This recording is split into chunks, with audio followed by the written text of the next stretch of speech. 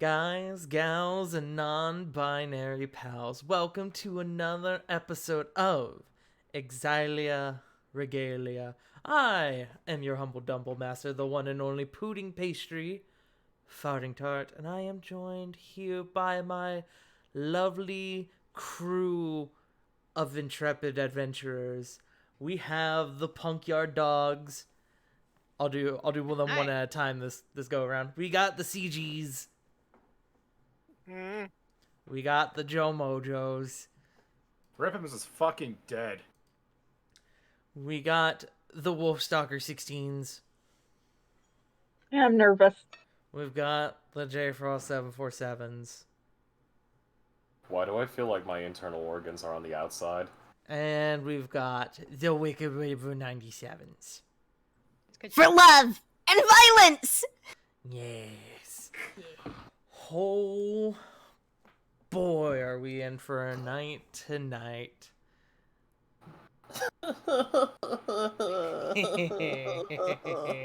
I need a drink, and we're like 2 minutes in. Well. I guess I should stop torturing you guys and probably go ahead and get started, shouldn't I? Yes. Okay. Let me put on some music. Fuck nut. I love you. Respectfully. You fuck nut. Last time, as you all prepared for the eclipse, you all managed to find ways to keep yourselves busy. Corvin uncovered the truth of Ara's mother, the Siren, learning that she was in fact, Marissa Eberhardt's twin sister, Lydia Eberhardt. Rovan met with the castle's interim master armorer, Pennington Winthrop, who offered his services to improve some of your equipment. Lily had a meaningful conversation with Nicholas and learned some information that the rest of the group was actually unaware of. Corey spent some time with Diana and Nexus and was presented with the Sending Stone, connecting directly to Cedric Aragon. Flint went on a journey between space and time and met the Eternity Seer, who gave her some very important information.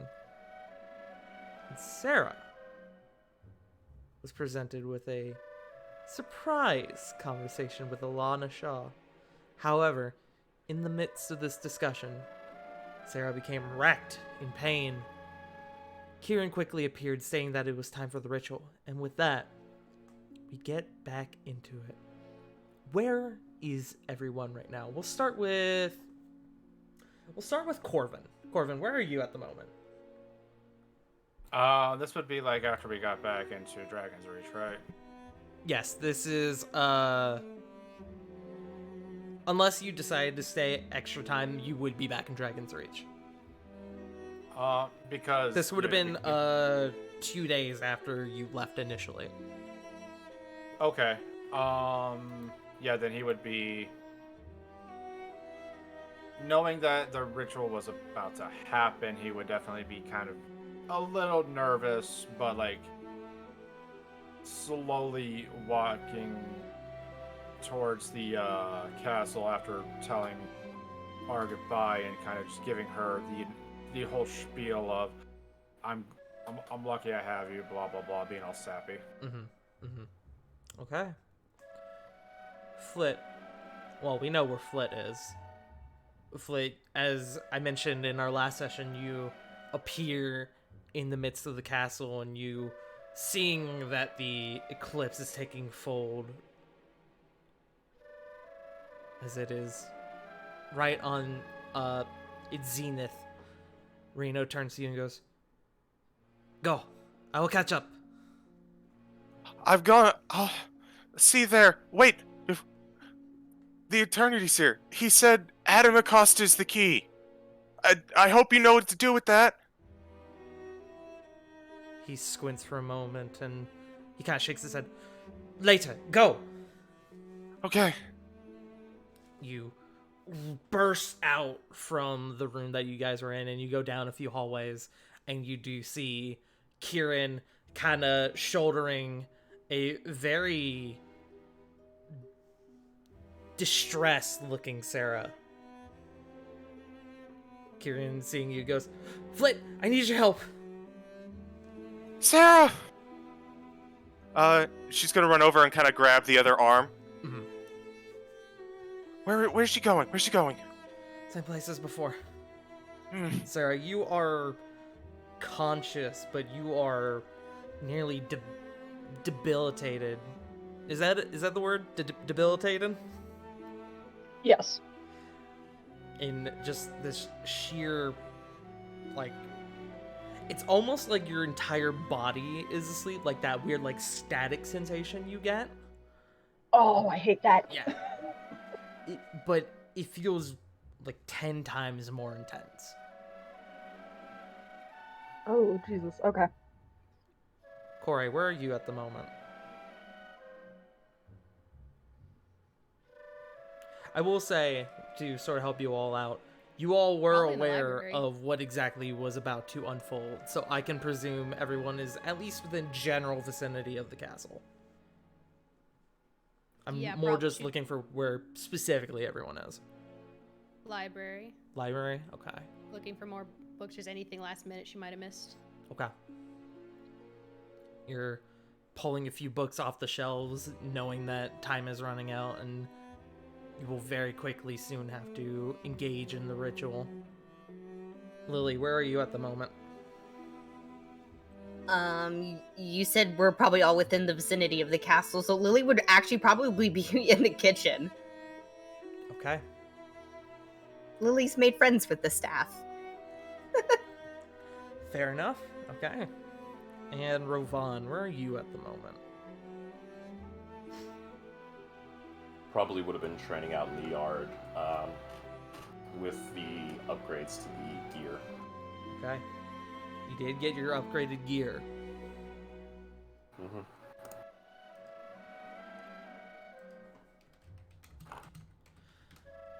With that, as everyone is kind of doing their own little thing, as Flit, you are helping out Kieran, you see that she begins kind of speaking into her focus, and each one of you, each person who is not present, you get a message in the back of your head that goes, we're doing this now. Everybody meet up in the same place. Same place as before.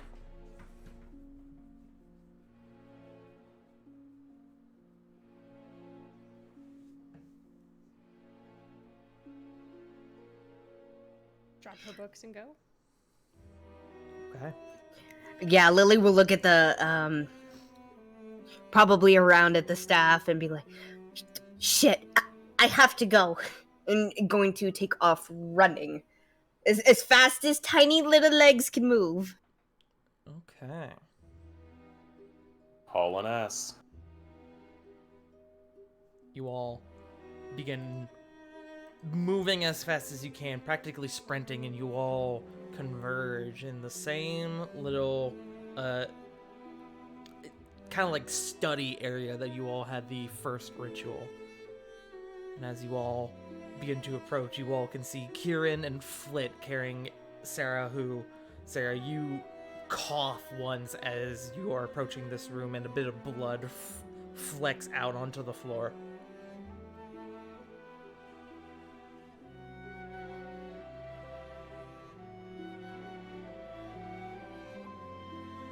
Okay, that's not good. Correct. That is not good. Very astute. I don't even know what to do. I mean, you don't necessarily have to do anything. I'm just giving you the chance in case you wish to. Alright, I've got nothing. Okay. Kieran kind of looks to the rest of you. Mostly everything is prepared. Where the hell's Theon? You can see she's kind of like looking up and down the hall. There seems to be no sign of Theon. She turns to the rest of you and goes, whatever, we don't have time. Help me get her inside. Picking up an arm, and also probably opening the door. Okay. Now, as we get into this.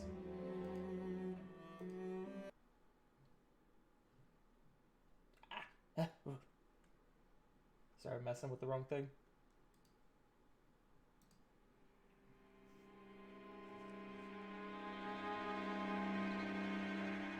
As you all begin to pile into the study area, you all can see that the room has been set up in preparation for this ritual.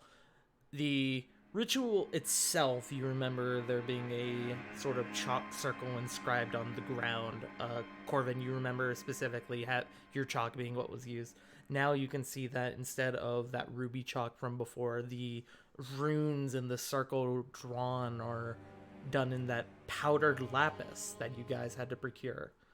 There are thick red bundles of what you guys know are to be blood sage in each of the 5 quadrants of the glyph. Each one of them has been lit and is beginning to lightly smoke. You can see that as Flint, you and Rovan together, you end up putting Sarah down in the midst of the glyph, and Kieran kind of backs off, and she pulls out from her robe the obsidian flask that you guys had commissioned for her.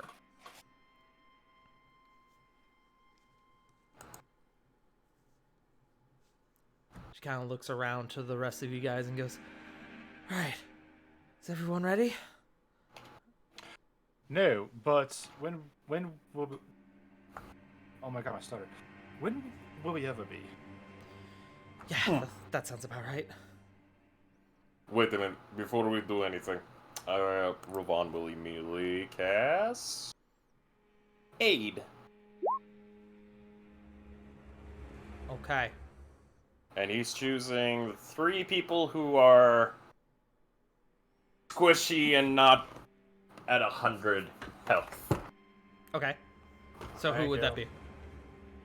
Corvin, Corey, and who's not over 100? Me. Who's the third? Sarah. Okay. The 3 of you have aid. Your current max goes up by 5, and you get a temp plus 5.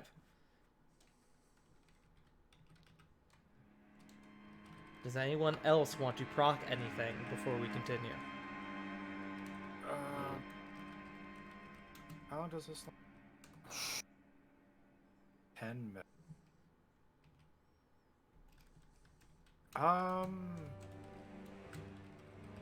No, I'm good. Wait, who all got the aid? You, Corvin, and Sarah.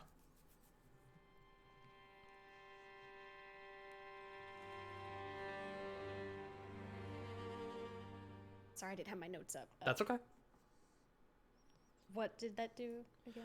It gives Raises you... your- It buffs your max HP plus 5, as well as gives you plus 5 hit points for the next 8 hours.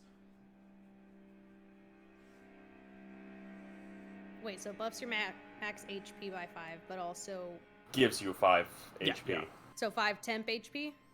No, not No. temp HP. 5 actual Normal Full HP. actual HP. Oh, okay. Yeah. Oh, wait. So we get 5 HP in total? Yes. Yes. Okay. And that will 5 last... added. Sorry. That will last for 8 hours. Okay. And this is added to the hit point max, not Yes. temporary.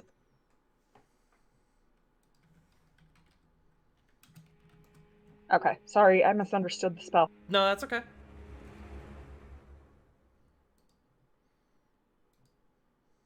All right.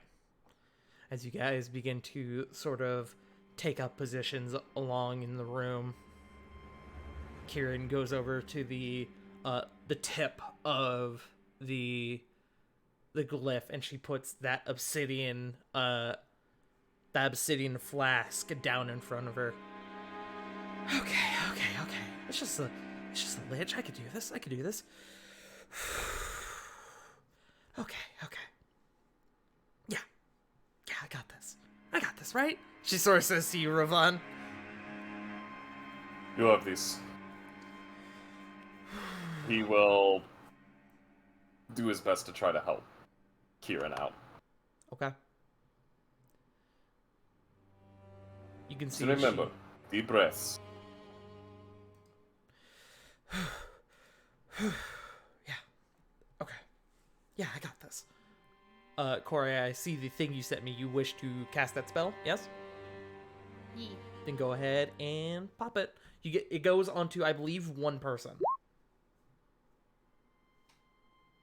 Yeah. So who are you putting that spell on?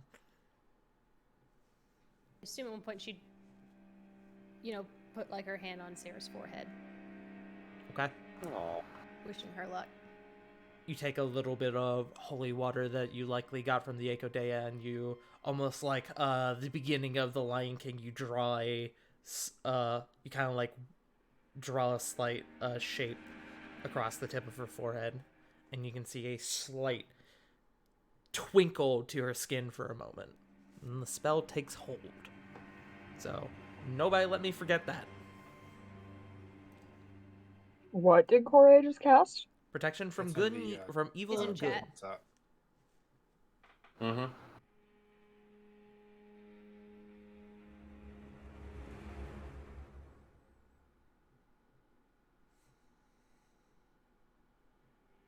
But with that, Kieran sort of gathers what resolve she has,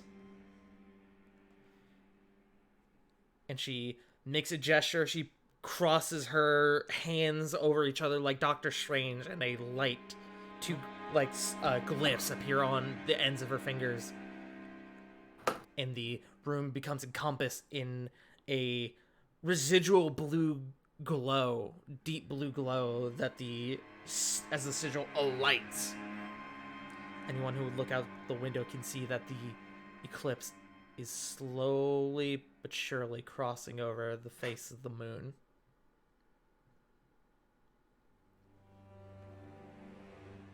Does anyone do anything?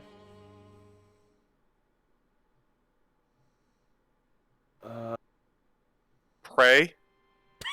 You can pray if you want. Make me a religion check. Just kidding. God, there is no God here. No God. Oh, we're in Barovia. True. Hmm.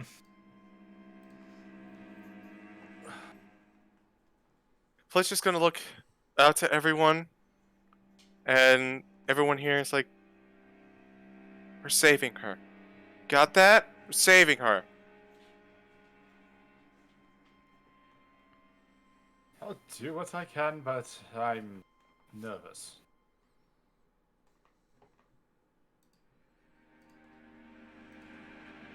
With that, the ritual begins.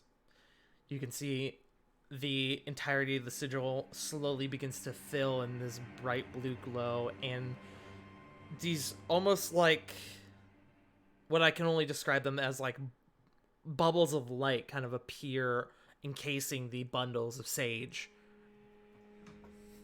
You all can see that a similar bubble forms around Sarah's form, and she slowly begins to lift off the floor about 2 feet and just sort of hovers there for a moment. You can see her feet kind of drift down and actually like touch the base of the floor ever so daintily. But the power in this room begins to swell and envelop. You can see that the curtains on the windows begin to sort of flutter and move lightly. You can feel, much like before when the first ritual took place, you can feel that almost like breeze kind of coursing its way throughout the room. It's chilling in a way. You can see Kieran's eyes become enveloped in a bright blue light. Just as things seem like they're about to happen, the door busts open, and in marches Theon alongside 5 of the castle's clerics. Theon kind of looks you all. Sorry, I'm late. Kieran goes, Theon, we can't let people in. What are you doing? He looks at her. Apologies, Miss Carlyle, but I am taking initiative. Initiative against what? The ritual has already begun. Under present circumstances, it's likely to fail. I seek to make sure it doesn't. He looks to the rest of you. I can't tell you much, but what I can tell you, if you'll trust me, is that I have a way to make sure that this ritual is successful. However, it will involve extreme danger to your group. But if we stand aside, there's no guarantee that your friend will survive. Sarah still has no idea what. Sorry. No, at this point, you are unconscious. Oh, my bad. You owe us an explanation and an apology for your rudeness. But I trust you. I feel like this is a situation of too many cooks in the kitchen. So I'm a little Unfortunately. indifferent. Go ahead, sorry. But I'm a little indifferent. Unfortunately, those are all the details I can disclose at this time, but I promise you that afterwards I will tell you whatever relevant information I need to. But That's why you tell us everything afterwards. that I can do.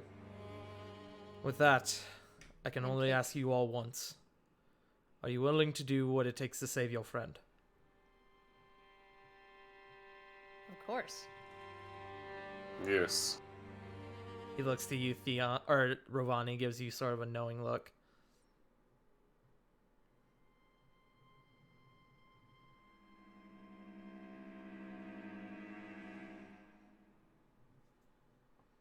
I guess my question right now is, does anyone object?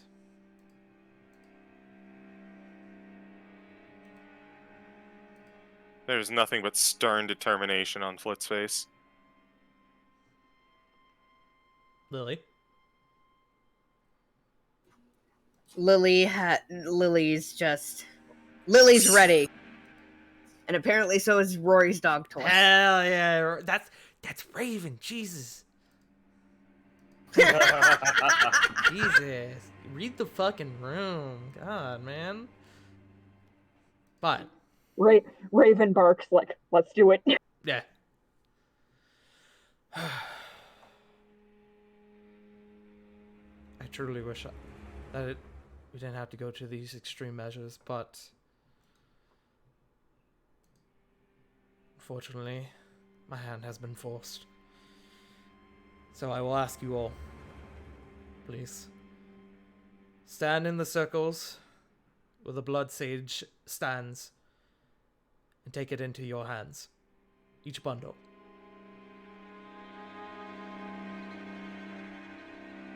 Flit will step Kieran- forward. Kieran looks at Theon very confused and goes, No, we can't send them in. Are you serious? Theon goes, this is the only way. She'll die if we don't.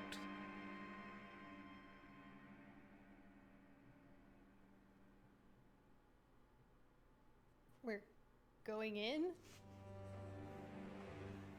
You're keeping your Kate? friend alive. Is Weird. There's a lich in there. You're sending us after a lich. Like I said, my hand has been forced. You owe me so many drinks! If you survive this, Rehuakore, I will buy you a bar. you should not promise that. And I'm gonna sucker punch you at least once. I can agree to these terms. Deal. And she stuck out her hand. Let's go. He'll shake your hand firmly. Yes. The group of you take your spots amongst the glyph in the 5 circles that surround it. Kieran still seemingly apprehensive to the current events unfolding, but willing to let it be as she knows what's at stake. Consider this The final test is junior members of the Van Hig. No. No. Your final test as Exilia Regalia. I wish you all luck. As you all stand there holding these bundles of sage in your hands. Kieran on one side and then Theon on the other. He too, his eyes go bright blue, much like Kieran's. The light from the glyph swells and the wind blowing around the room almost becomes a whirlwind. You can see flecks of the particles on the circle beginning to like pick up and swirl around the room, almost forming almost like a light show, like a cloud of stars forming around you all. And just as it becomes at its most powerful, you all feel yourselves get pulled from your bodies and into Sarah. You can feel the connection. It's almost like being on a roller coaster right as you go down the big drop. You just feel yourselves being pulled from your forms. And I need to change the music again. No going back now, crew.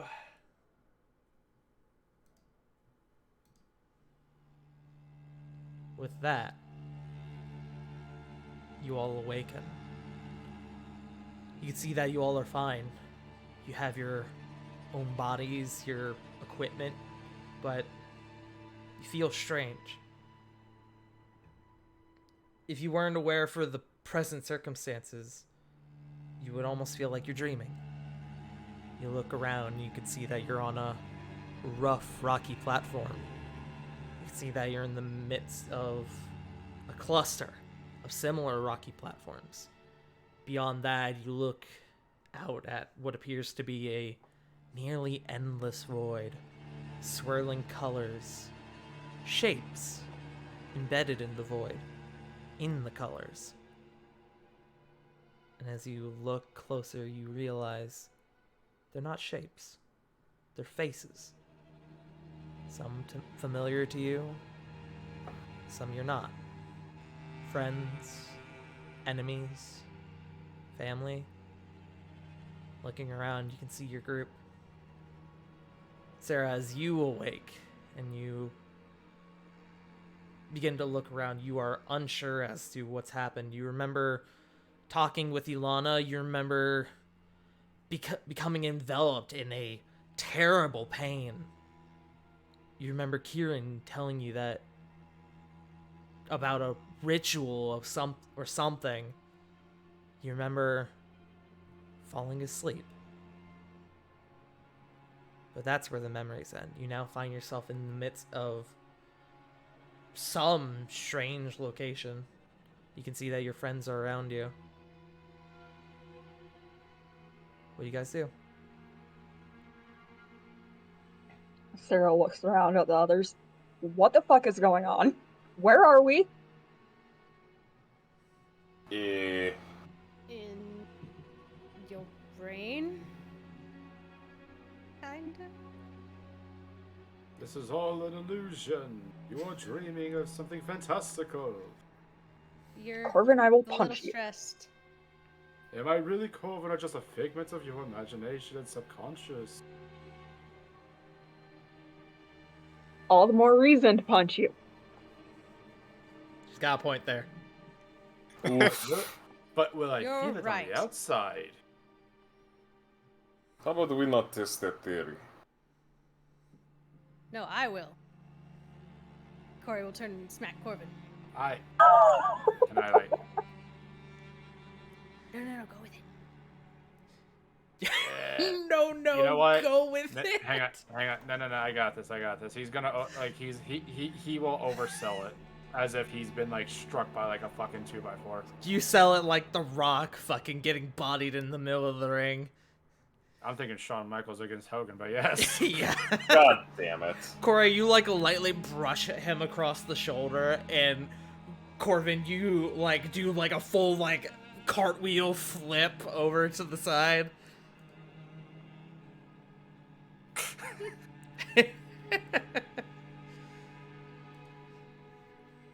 As you guys are sort of looking around having this conversation, you hear not very far away a familiar voice. Well, I'll be. All of you, your gaze is shift at the sound of this familiar voice. Not far from you all, you see a humanoid man, tall, rugged, wearing a leather duster and hat. Weston Smith. He looks fairly roughed up, like he just recently came out at the end of a fight. And next to him, undergoing a series of head scritches from Weston, is Raven, who looks actually rather content, considering. Sarah just fucking stops. Okay, now I know I'm dreaming. Well, you're half right. Corvin will narrow his eyes and mentally think, okay, he passed the dog test. You look like absolute shit. I feel even worse. That's why you're all here, ain't ya?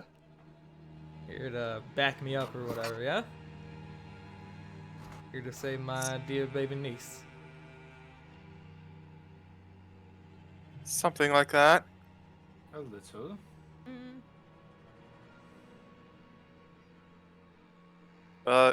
So at this juncture, can I see? I guess I would like to see if I can perform magical healing on Weston to kind of like bolster him. Sure, yeah, absolutely. You walk up to him, and what spell would you like to cast? I think I'd like to start with Healing Word just to see if it works. Yeah, absolutely. While this is happening, Sarah looks straight at Ravon. What is happening? Okay. Long story short, we're in your head, quite literally, to clear you out of something that decided to try to hijack you.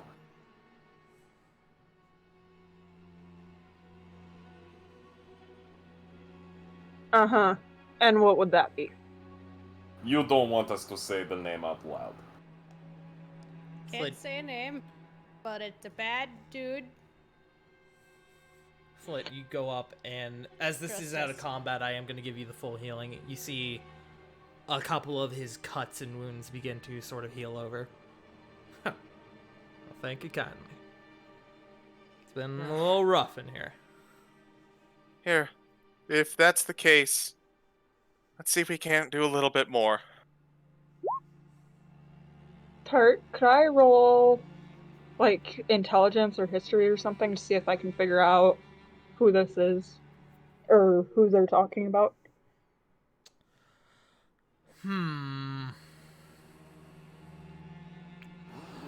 Normally I would allow it, but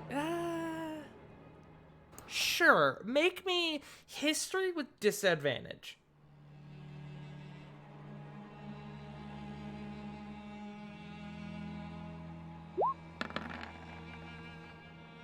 That's a 5. You are unsure.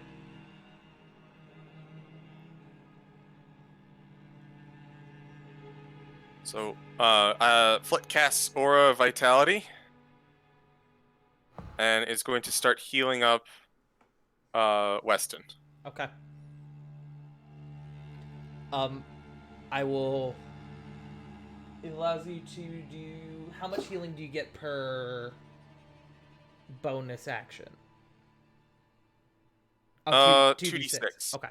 So roll it now, and I will tell you in game when you get to how many times you get to roll as we continue. Okay. So 1 now. So 12. Okay.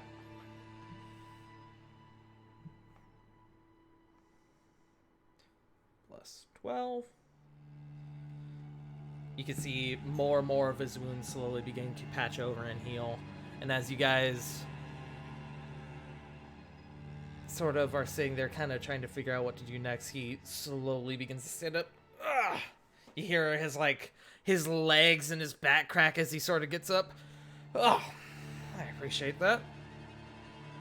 Now, we just gotta deal with that asshole back there. And he kind of nods his head backwards. And it's at this juncture that you all see standing about 30 feet away a individual you don't recognize. They're faced away from you. Long black and red cloak. Equally long black hair. Rather thinner frame. Seems to be humanoid from what you can see. And they're just sort of standing there, staring off into the void. Raven kind of turns and begins to growl at them. What do you all do? Flit, go ahead and roll. I'm going to go ahead and add another 12 for your thing. Okay. I'll just roll it so that we know what Yeah. happened. Yeah.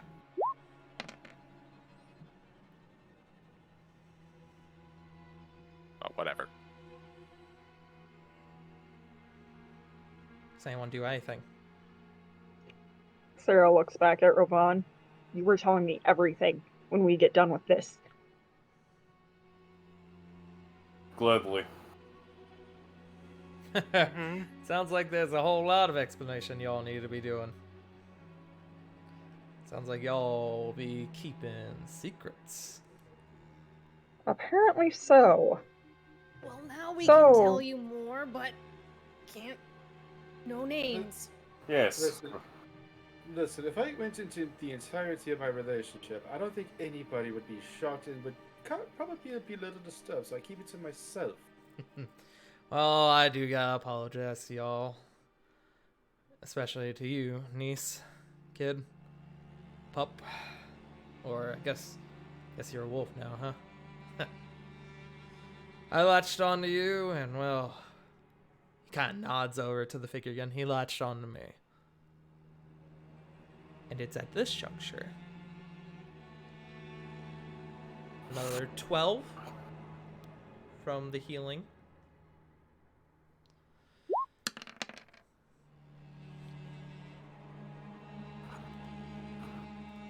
Give me one moment.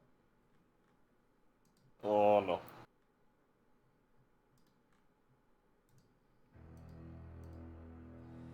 Ah, a family reunion.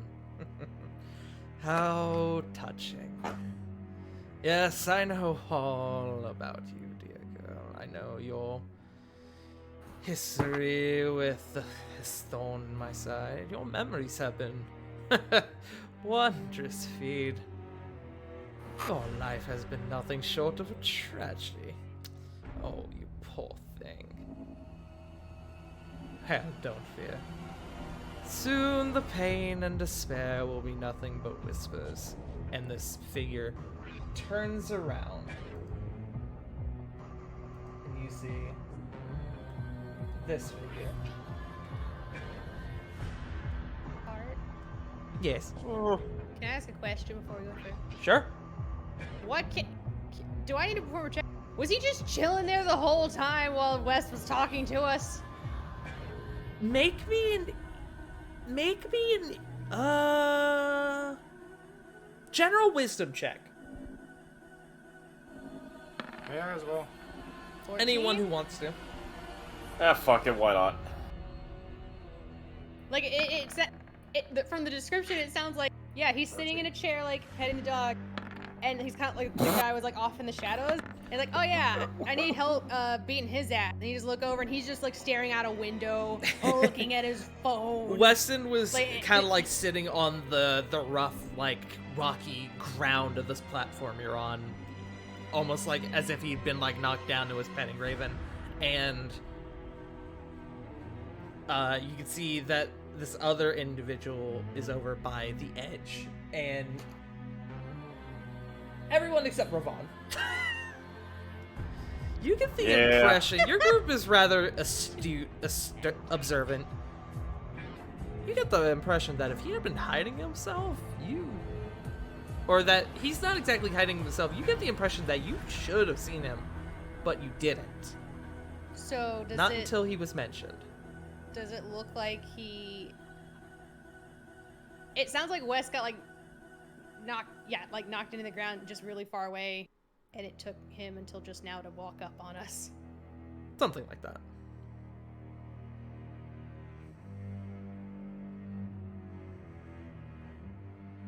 But I pictured a lich looking a little more. Can I mean, A little yeah, less handsome. a little like more skeletal, not well, looking like a Doctor Strange knockoff. Oh, I was Look, saying that in Doctor- character. Like Doctor Strange and frickin' Dracula fused together. Oh, I was saying Ha. that in character. My bad. Sorry. all good. Yeah. You know. All good. She was saying that. Sorry. Yeah. No, you're good. No, I fucked up.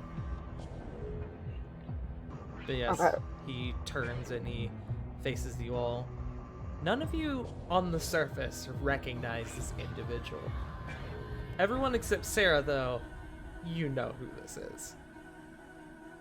Sarah, this is some strange man. You've never seen this person before. You get the feeling like you should know who he is, though. Go ahead and make me, Sarah, I was going to count this wisdom save, but Corey actually helped you with this from a certain spell that they cast on you. Go ahead and make me a history check. Disadvantage, advantage, normal. I'll give you advantage for this, actually.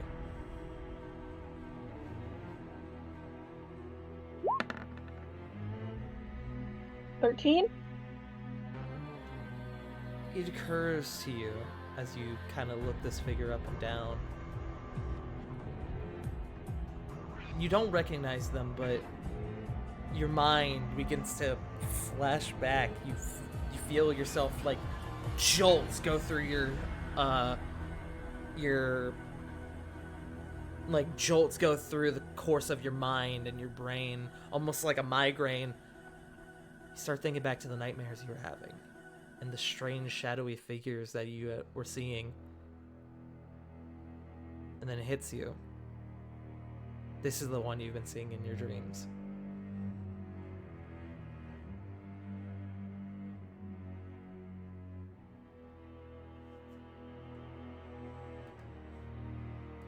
Okay.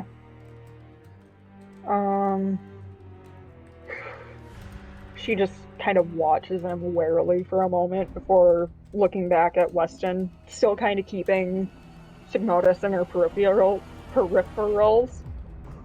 What do you mean latched on me? Whose side are you on here? Well, truth be told, I didn't have much of a choice.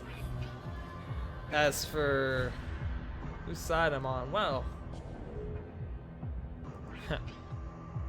that's a good question, Mega Man.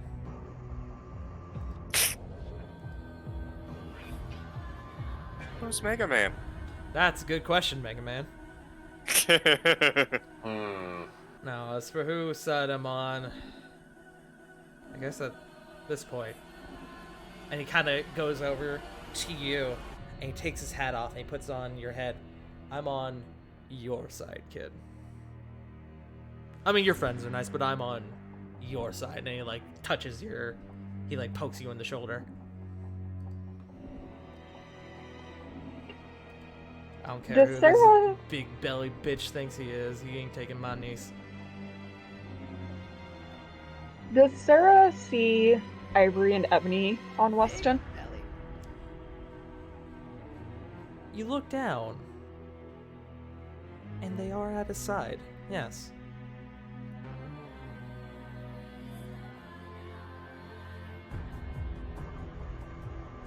Okay. So she will pull Ivory from her own the holder thing and pointed at Tsig'Motus. Then let's do this. I like the way you think, kid. And he also pulls out ivory and he turns. Oh, my dear. That is really quite precious. You think you have a choice in this matter. You think you can fight destiny.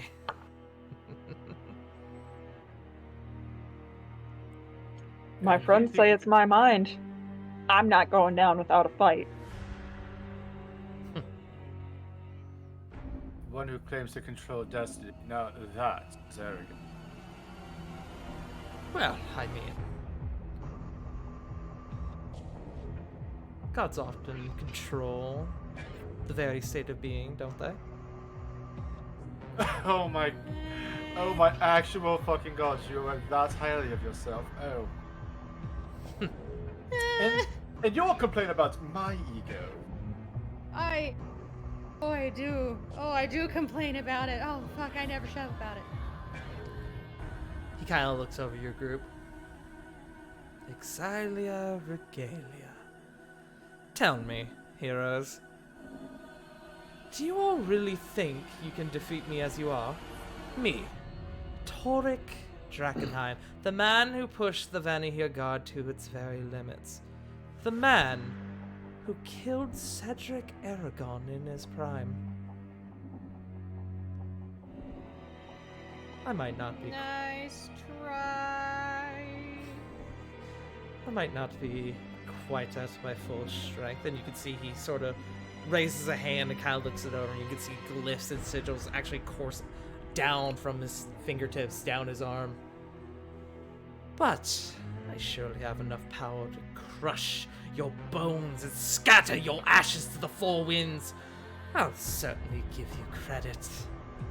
You're either very brave to come in here and face me, that or, well, you're quite delusional. You have my respect. Surprise. What's that? It was actually a surprise. You can see he kind of leans his head back, takes a deep breath. Can you hear it? I can't hear anything. How can you hear with your head in your ass? Genesis. That's pretty good. That's pretty good. Above game. That caught me off guard. Genesis calls for me, and Tsig'Motus must answer. So, come then, heroes. Come and face your greatest challenge yet. Bolster your resolve and embrace despair. And on that note, I need everyone to roll initiative. Flint, you get 2 more charges, 2 more healing charges. Can I? How did I not Can we throw in one last roast on this gentleman? For the sake of me being the DM, no. Oh. 21. Damn it. Oh, Corey. 13. Oh, what they say, Corey? Talk shit, get hit, I suppose. She'll learn that one day. 16. Corey, you made the biggest mistake a D&D player can have. Fuck!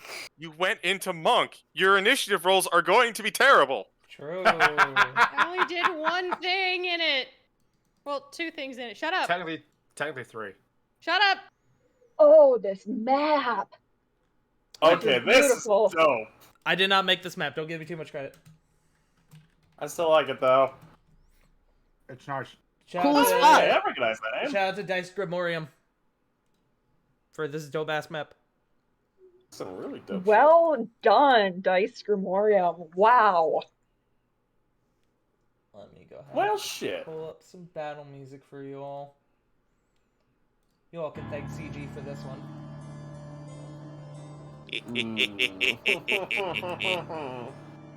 J Frost remembers.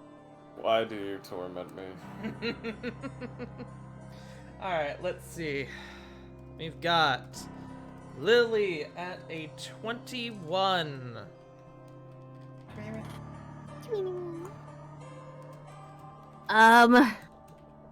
Hold on, I haven't. I was just naming initiatives. We haven't. I started know. yet. I'm still staring at this like I don't even know where the fuck to start. Sarah's 16. We've got Flint at 13. Corvin at 9. Rovan at a 6. Jorge all the way down at a 3. And What'd you say about me? do you want me to repeat it? Because I can. Yes, because Jake was asking something. I was just saying that My your Jake's initiative is all the way down at a 3. Yes. And roll for Weston. Weston with a 17. Hooray! And then we have Tsig'Motus with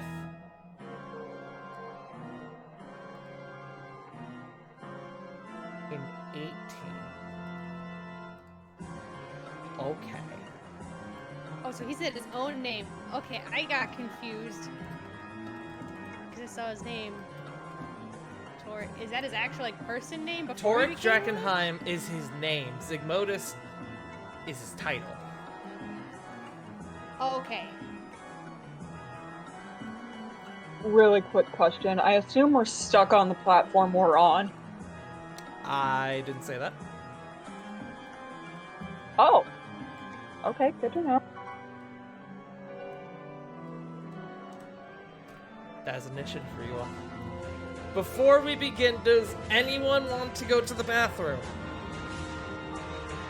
Yes. Okay. Then how about before we get into this, we will take a quick bio break. Just like 2 minutes. Yes.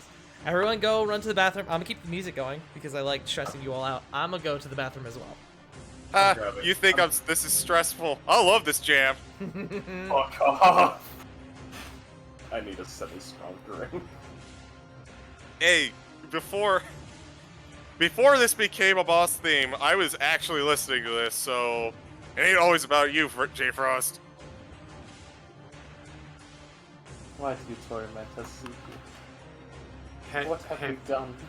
hey, Frost, do you want this beer I have? Yes. Just water it down with a bit of whiskey. Fresh out of that, unfortunately. I'll provide the whiskey. Can I have some? Maybe.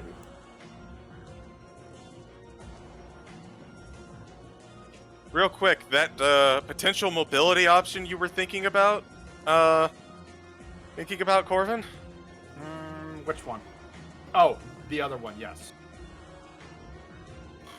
It might not be a bad idea to use it on a few of us. Yeah.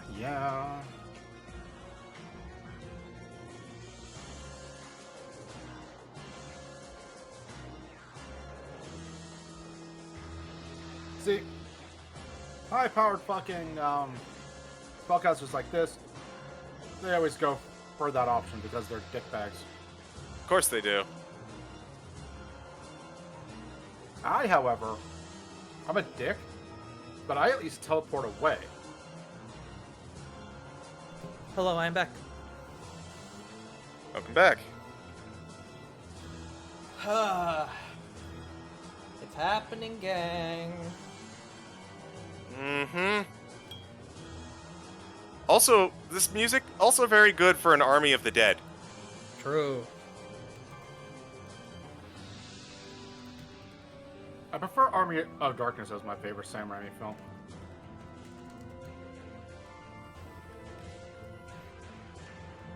As long as we can all agree that Evil Dead 1 was not good. It was okay, but it wasn't terrific. Especially that tree scene. Mm-hmm. That kind of made me uncomfortable. Ooh, don't do that. I almost put too many digits in for Tsig'Motus' health. Done that before.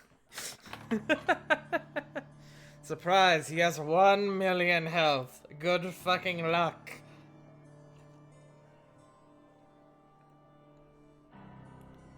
Alright, I believe I have all my resources up though.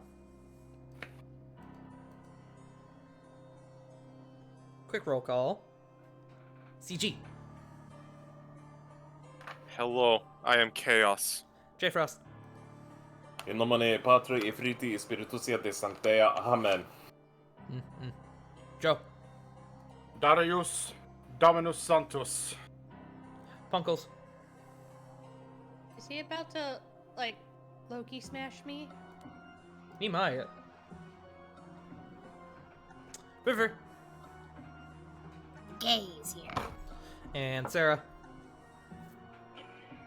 We're about to perform an exorcism. In the most physical sense possible. And I was going to actually recite the exorcism from Supernatural, but I didn't get to it quick enough. that's fine. Up at the top of initiative as we begin. Lily, is your go, my friend.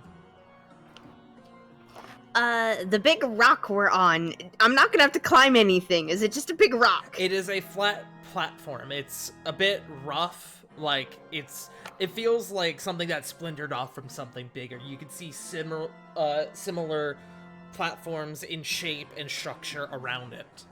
Almost as if they were all connected and they all kind of splintered off, but no, there's nothing you need to climb on. You can see... Go ahead and make me perception check. Can do. 18. You can see, looking around, that there are... The other platforms are close enough to where you think if you wanted to, you probably could jump to them. Given the proper check. Of course. Smile. I mean, hey, I'm up close and personal, so we're gonna get up close and personal. Lily's no hesitation gonna just take out, probably Dragon's Lair. Okay. And I guess try to make her way up there. Okay. I can move through other players, right? Yes, you can move through other players or enemies, just you can't end your turn on someone's space. Unless they are a specific size. Oh god. Here we go. I'm try to stab. Go for it. Yo. Start off strong. 29? 29 will hit.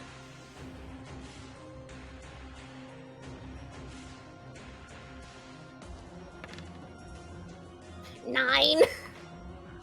9 damage. Okay. You, Again. You run up and you... Yeah, actually, I'll do it afterwards. Go ahead and roll again. 25. 25 will hit. Roll damage. 14. 14. That's pretty good. Doing math. Okay.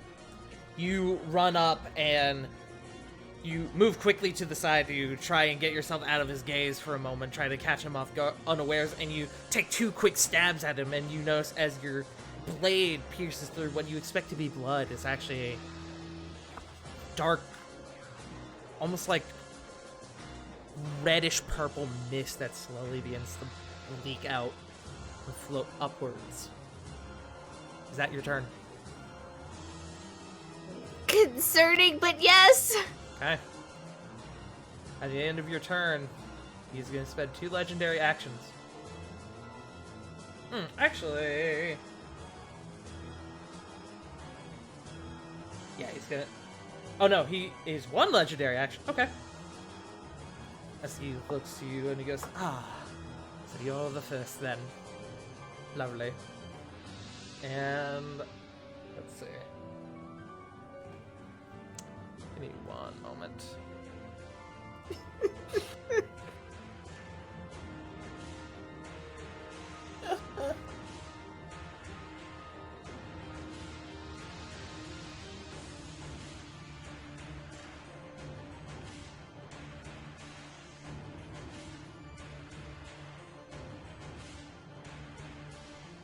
Yeah. Okay. He reaches a hand down towards you, and a shock of purple lightning begins to fly out at you. Does a 22 hit?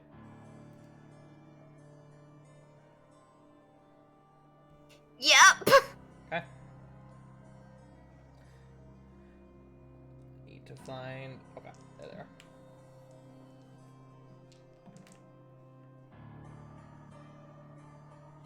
Give me 1 second. I am doing math. You take 17 necrotic damage, and you are encompassed in. I should clarify. 17. There's an N at the end.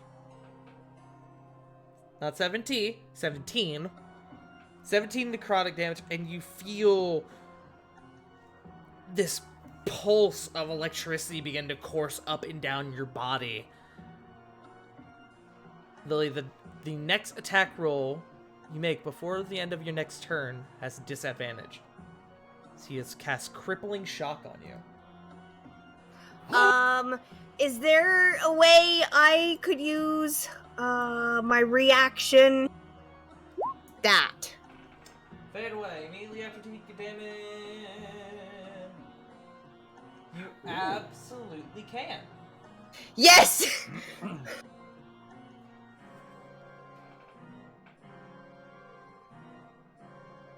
I am going to do that then. Okay. What specifically are you doing? Yeah, I understand you're turning. Let's see. Okay, never mind. I thought it was a list of things you could do. Okay, so you become invisible. He looks down. Oh dear. I thought I was holding back. Looks like I overdid it. He turns to the rest of the group. As his bonus action, you watch as he sinks into the floor. And he disappears. You watch him reappear. Poof. Over there. On a different platform. Looking at you all smugly.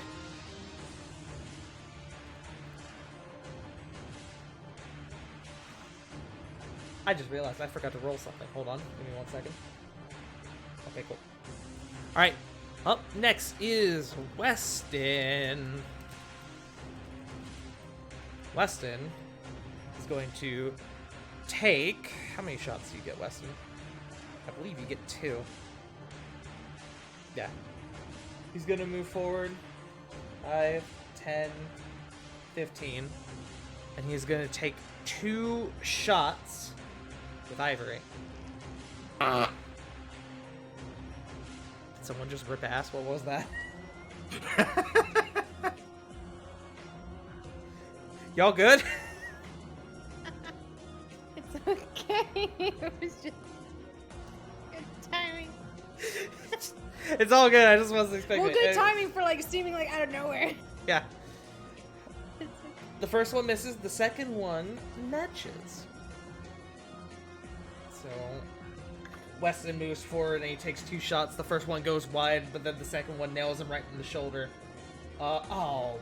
Weston, that's piss poor, my guy. I mean, you got a super high modifier, but damn, bro.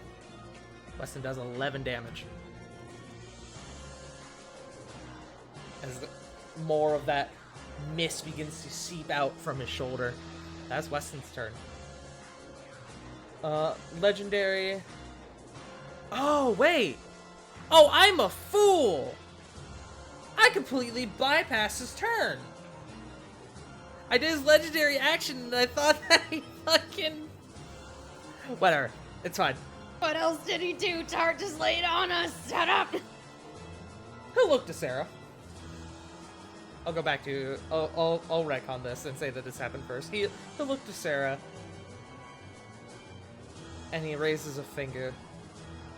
You should not be here. And a beam begins to course out towards Sarah's person. Counterspell. Evasion? Counterspell. Fuck him. What level? From the. It's gonna be from the ring, so third. Third. I need you to roll So for it. Protection from evil good didn't.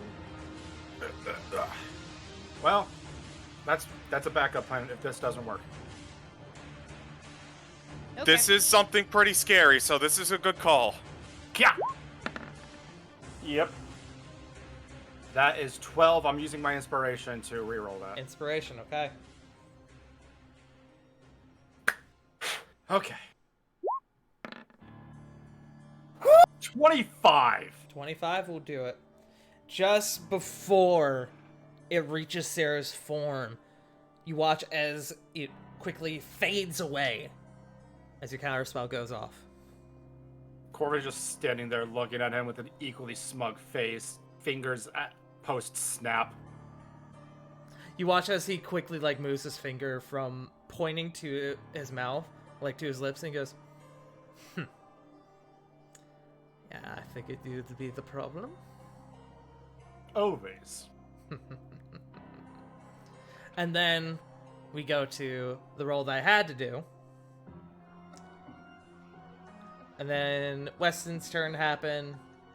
Or the roll I had to do, then Tsig'Motus' turn, then Weston. Now we're up to Sarah. Flint, you're on deck. There was a bit of confusion there. Oh, I boy. apologize, folks. Okay. I'm going to move right here. And for the first time ever, fire a shot with Ivory.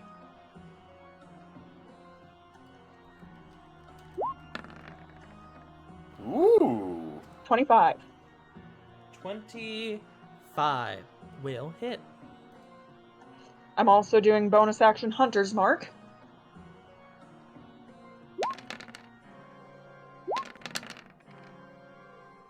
Oh. Wait, did I just hit sneak attack or Hunter's Mark? You You hit, hit Hunter's Mark. and Snake. Don't know why I sneak. I don't know why sneak attack rolled because you don't get sneak attack at this current moment of time. I think it procs automatically. That might be the case. I'll look into that. But I believe it is 11 damage. That's what it looks like. Okay. And then Oh, your okay, Hunter's there's- Mark, so he is marked via the Hunter. And when Hunter's Mark goes up, does it do the damage immediately? Yep. Yeah, I believe so. Just making she sure. did it.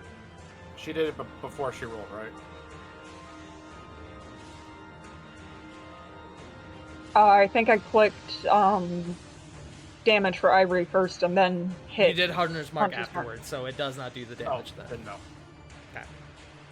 Is that your turn, Sarah?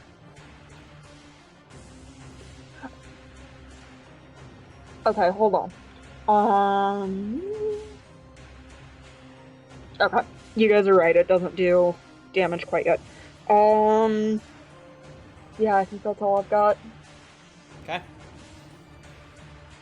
Then, with that, he's going to use a legendary action. And he looks to you, Corbin. Do you have... You don't. Good to know. Give me 1 second.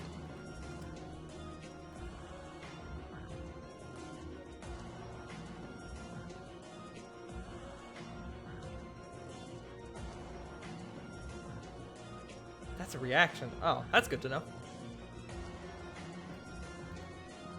I'm just sitting here, noodles in one hand, beer in another. Yep. Looking at my monitor going, bring it on. He looks to you, Corbin. And he goes, well, we can't have that now, can we? And he clenches his hand, and you can see variety of dark glyphs come across his hands and goes down his forearm. Corvin, this feels sinister to you and familiar. Go ahead and make me a Arcana check with advantage.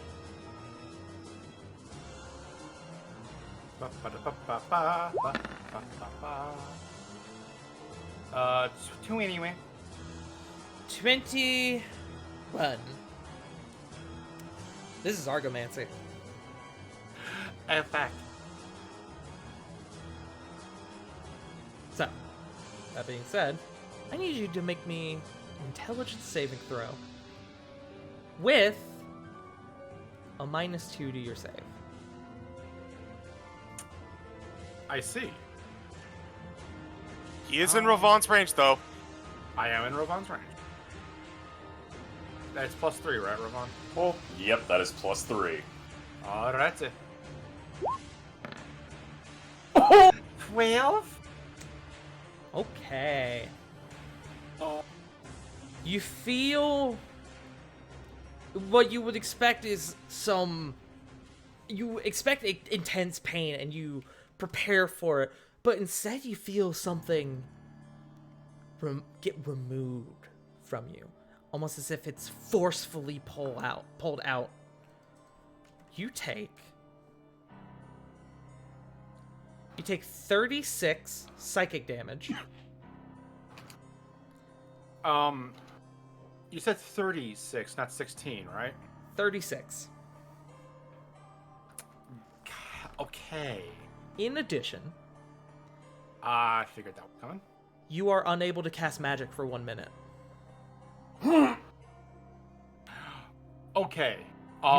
You are able to now, like- re-roll the save at the end of your turn. At the end of each of your turns. Question then. Okay?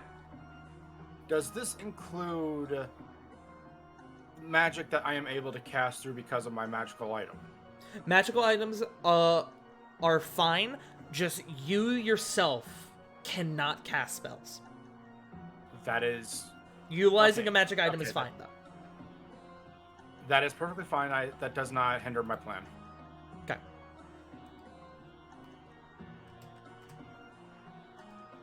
Alright. That being said, we move on to Flint. Okay. Seeing the edge of the abyss, Flint was considering running over, but what she's going to do is she's going to get to here. And actually, no, she wouldn't get close. Nah, I guess she would. So she's going to get here. Okay. And I guess actually, does Weston still look harmed? He Oh, no. he does look damaged, but not nearly as much as he did before. You figured you've given him a significant boost from his original state. Okay. Actually, I'm gonna take that. Good to know. I'm actually gonna focus more on the one that just got hit. Okay. So I'm going to bonus action use Aura of Vitality on Corvin. Okay. Appreciate it. 6. You get 6 hit points back, Corvin. And I'm going to run up as close as I can. And I'm going to cast Bramble Scramble onto this dude. Bramble Scramble. Okay. Let's see the mage make a strength saving throw. Strength saving throw. That is not actually that bad, but it's not gonna be enough. That is a 14.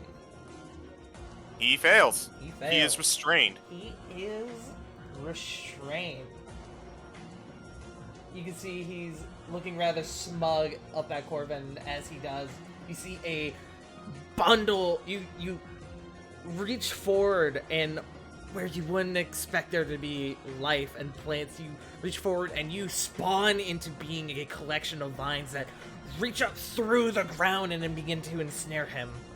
That's good shit. Is that your turn? Yes. That area is difficult terrain. Okay.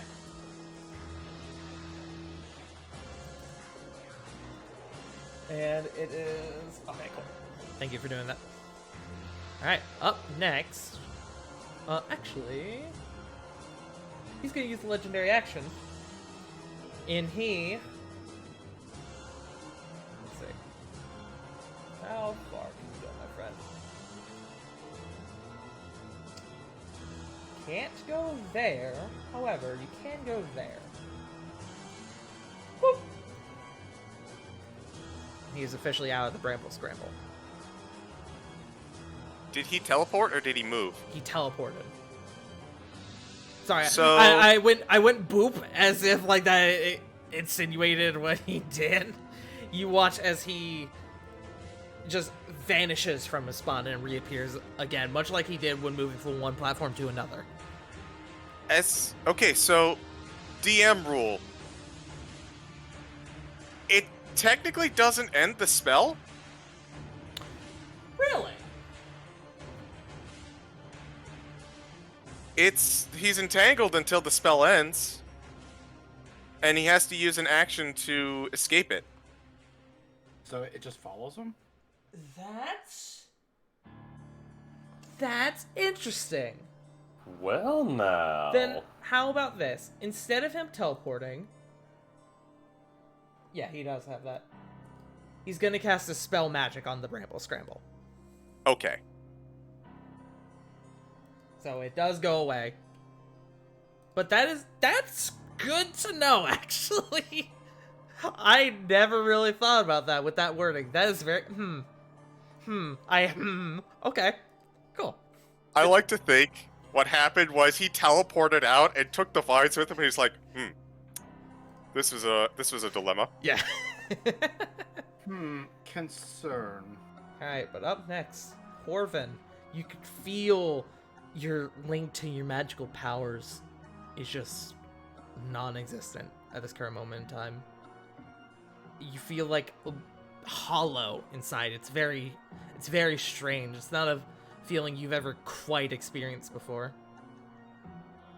So Corbin is going to go towards Rovan, and with a very perplexed look to his face, trying to figure out a way to end this, he's going to go towards Rovan, grab him by the arm,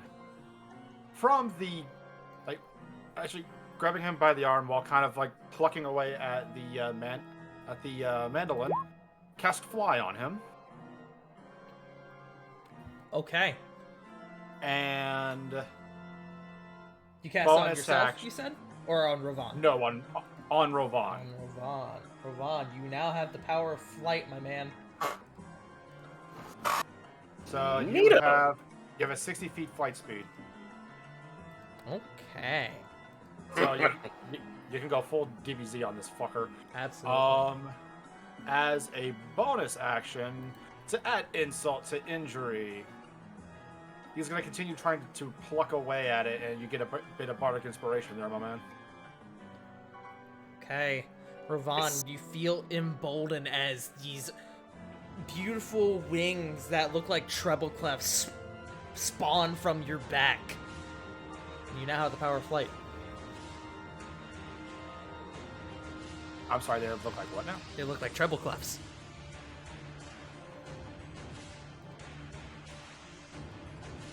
Sorry, just doing a bit of Google. Ah, lovely. Okay. Awesome. Treble clefs. Yeah. Treble clef and bass clef. Is that your turn, Corvin?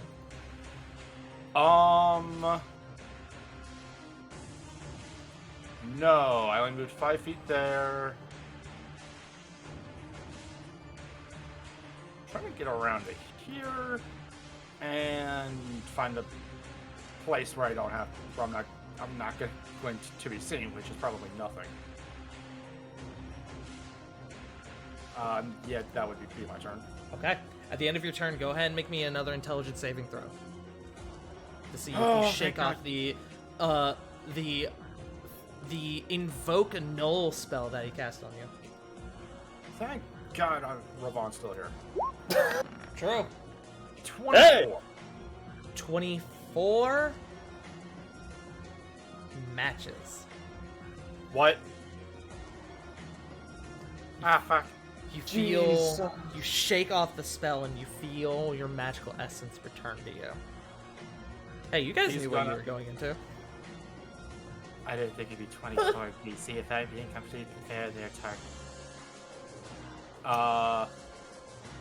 Yeah, that's good. Okay, but you are no longer invoked with null. Ravon, is your turn, my man. Corey, you're on deck. Oh boy! Let's see. Thanks to Aura of Alacrity, that 60 becomes 70. Correct. Holy shit, yeah, you're right. Correct. So, guess who's flying through the air and coming down hard? Yep. Fucking coming at him like a bullet, like a bat out of hell. Yep. Two-handing Raikiri. Burning a third level spell slot for Smite. Okay. And screaming. Yep. Greatest challenge! You got iced by the thing that is our greatest challenge!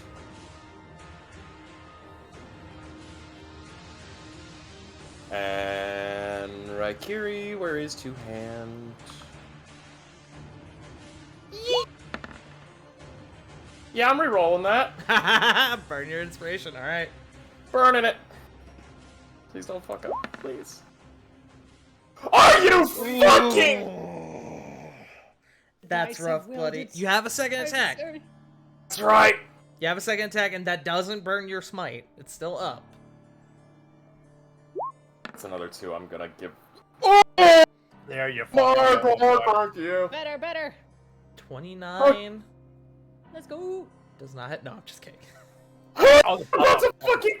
Tart, you already have me grabbing my rosary, man. Don't make me. Don't make I'm me. doing Act. this specifically for you. No, 29 hits. Okay, so question. Yes. So the thing about Divine Smite, Mm-hmm.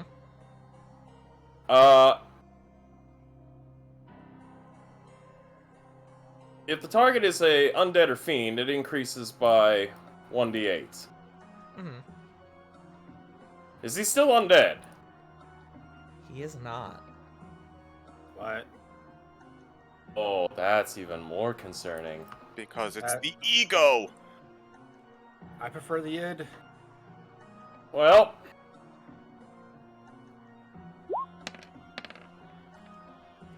Raikiri, what the fuck, my guy? Hey, you Alright. still have that third level smite, bro. So that becomes 48.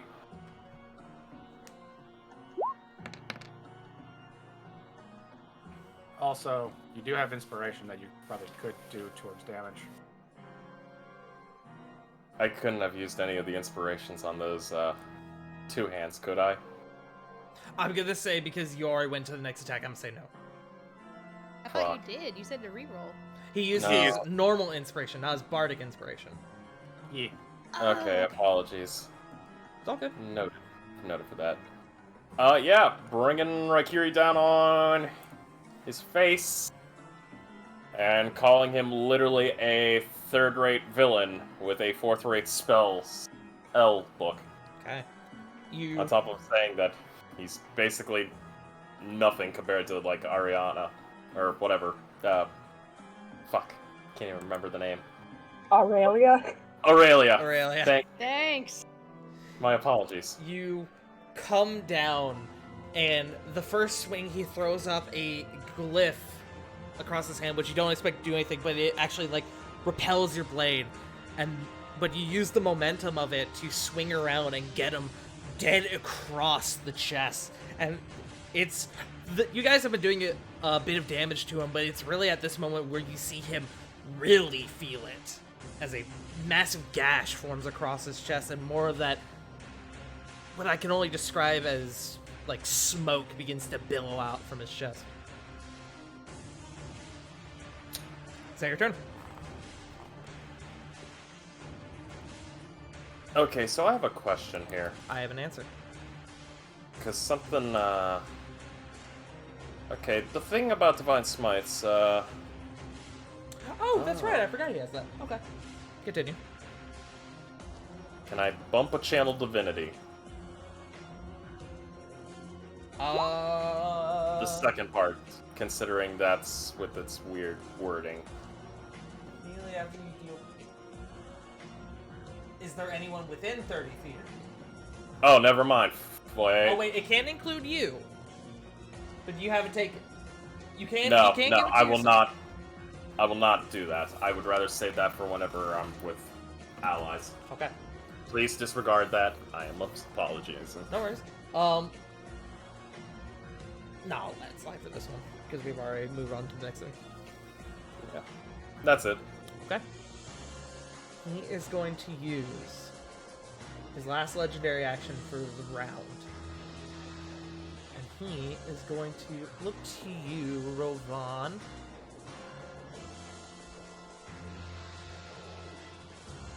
And I need you to make me a wisdom saving throw. Oh boy, wisdom. Eek. I believe it's a wisdom saving throw. Yes. Okay. Go. 13. 13 does not do it. As he reaches out and he goes, oh, we can't have that now, can we? And you feel your body begin to lock up as he casts Hold Person on you. You are paralyzed.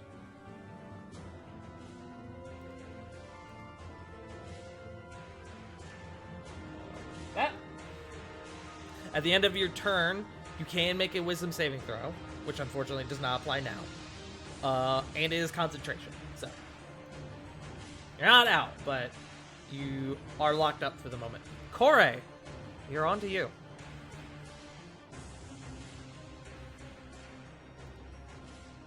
See. Lily is on deck.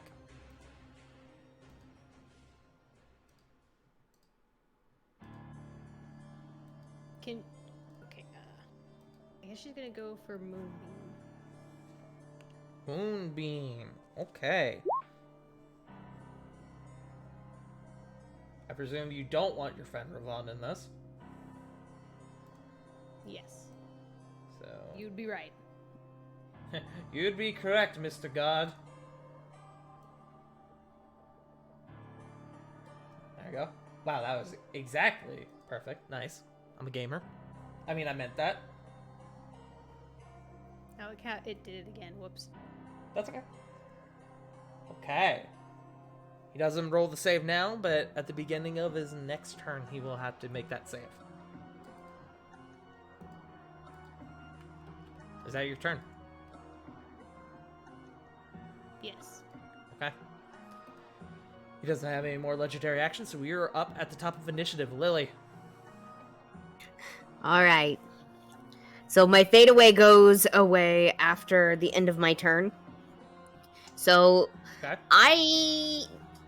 the guy is like jumped over. So Lily's gonna kind of move. I can 15 there. Let me see how far away he is from there.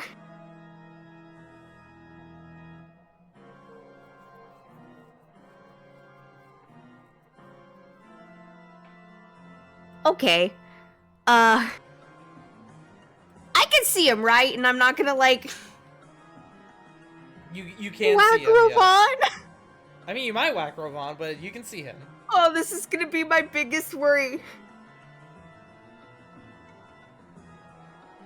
I'm gonna bonus action Awoken Heart, my channel divinity. Okay.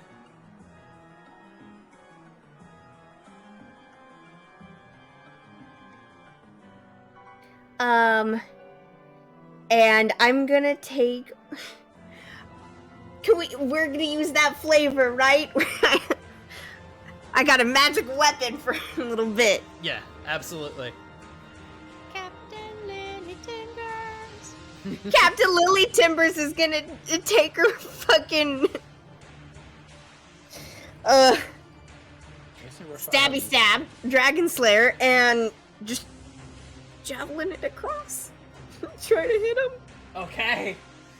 You do have disadvantage due to the spell he cast on you for your first attack.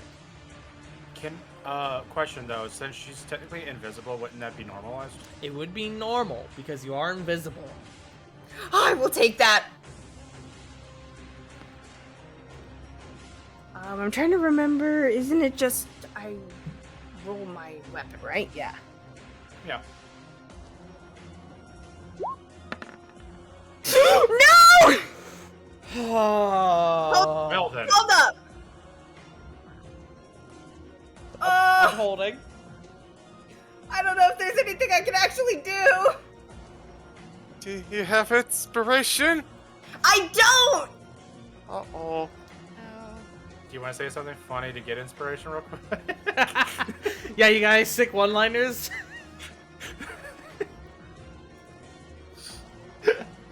No.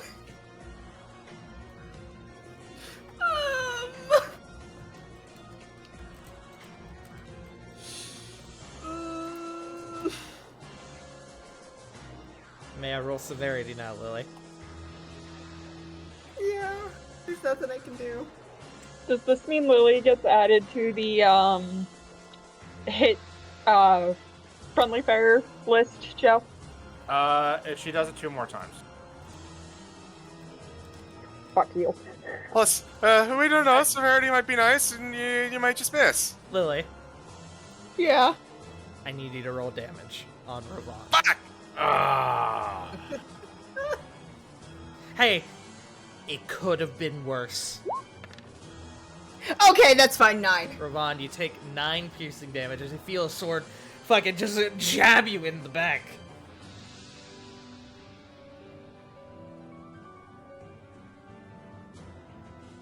Lily, is that your turn?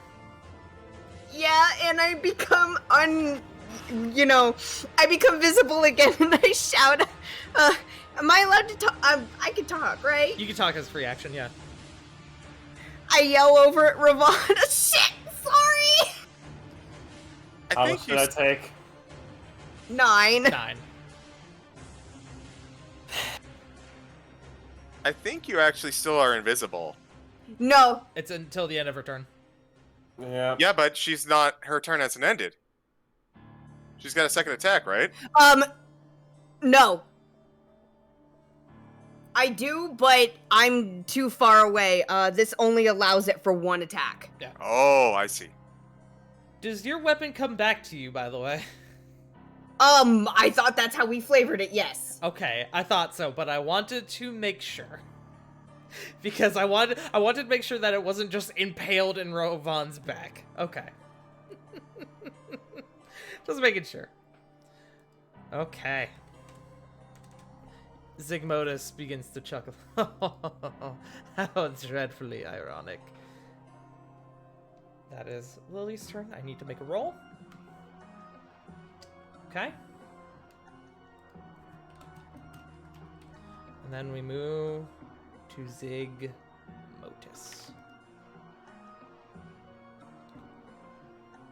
Who? You take that arrow and put it elsewhere, mister. Like, literally anywhere else. He's gonna look to you, Ravon. And you feel your mind begin to go under immense pressure, and he goes, let's see if we can't turn the playing field a bit. He's gonna cast Dominate Monster on you. Monster? Son of a bitch. Wait, monster? Yup. Yep. It applies. Dominate and hold monster basically translates to dominate and hold literally anything. See. Huh, I would have thought it was dominate person. Dominate is monster much is worse. better than dominate person. This He's is much flexing. worse. Unfortunately, I put myself way too fucking far away. What You, I gotta do for him? you need to make me a wisdom saving throw. Good news, though, you aren't paralyzed anymore, regardless of the outcome of the roll. Did he take his moonbeam damage, by the way? That's a good point. I gotta roll for that. Thank you. Welcome. That is... I believe he fails, as I that was tried a casting shit it roll. Third. Is a con save, yeah? It is. That's a 19. So he does take half. Yeah. And I said third level, so. You did say third level. So it uses that spell slot. Yes, it uses the third level spell slot when you cast it, when you upcast it.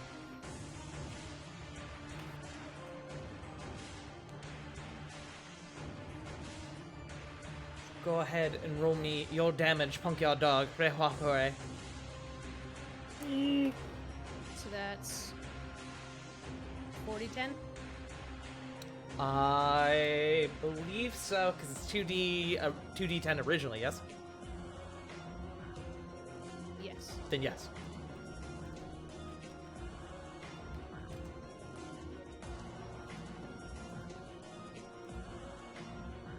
No, wait, that's 3d10, sorry. Oh, that's right, it's second level normally, so yeah, 3d10.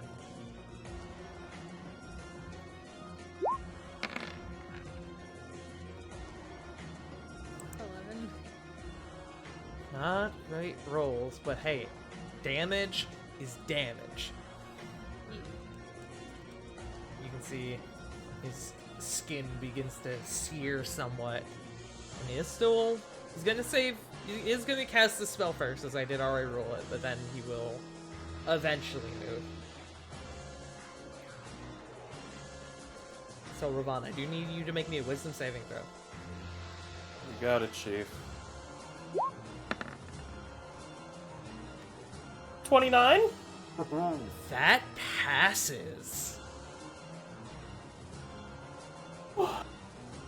Okay. You shake it off and you feel your body touch the floor as the whole person... I mean, he cast another concentration spell, so the whole person's gone. Hooray!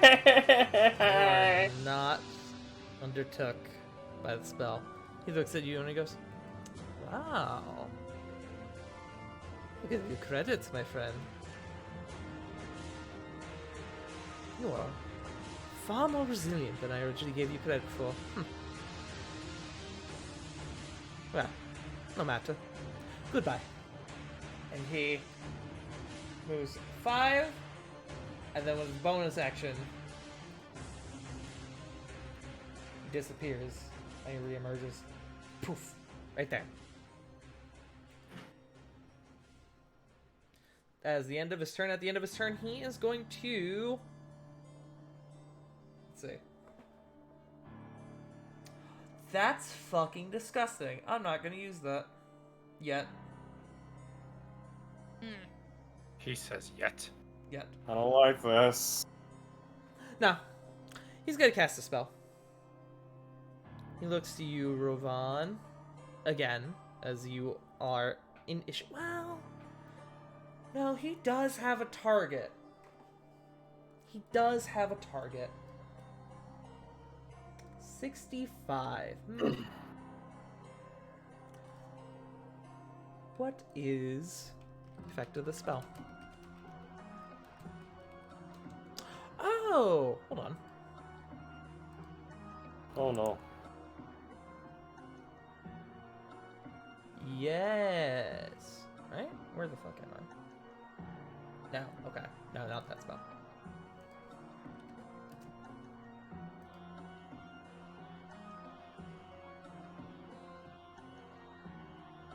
Okay. Sarah, he looks to you, and you can see dark forms, waves of energy beginning to course around his body as he looks over to you. You, my dear, still my goal, so I must apologize. And it begins to soar out towards you. That's 60 feet. I can't do that. I lied. I'm gonna go with a different one. Oh, thank you. I was wondering. I was rereading the spell and I was like, that is 60 feet. I can't actually do that one. Hold on. Apologies. Oh, why'd I have to put him at 65 feet, you bitch? You big dumb idiot.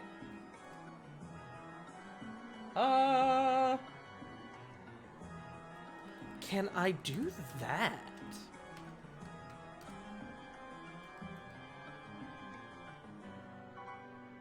I can. No.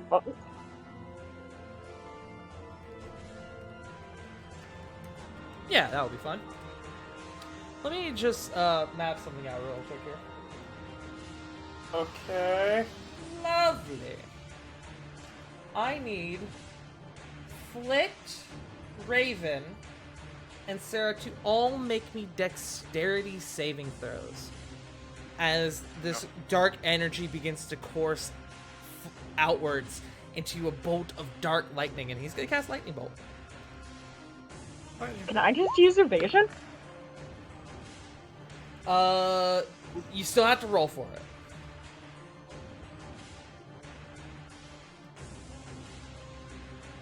So that's a 17 for me. I'm gonna guess that's not gonna do it. That is not, unfortunately.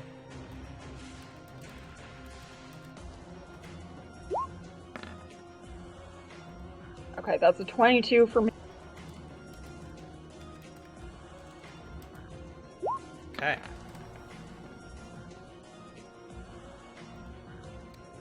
I did also. 17 I got for caught up in a Raven. DM. I did want to clarify that this is at 4th level. I do apologize.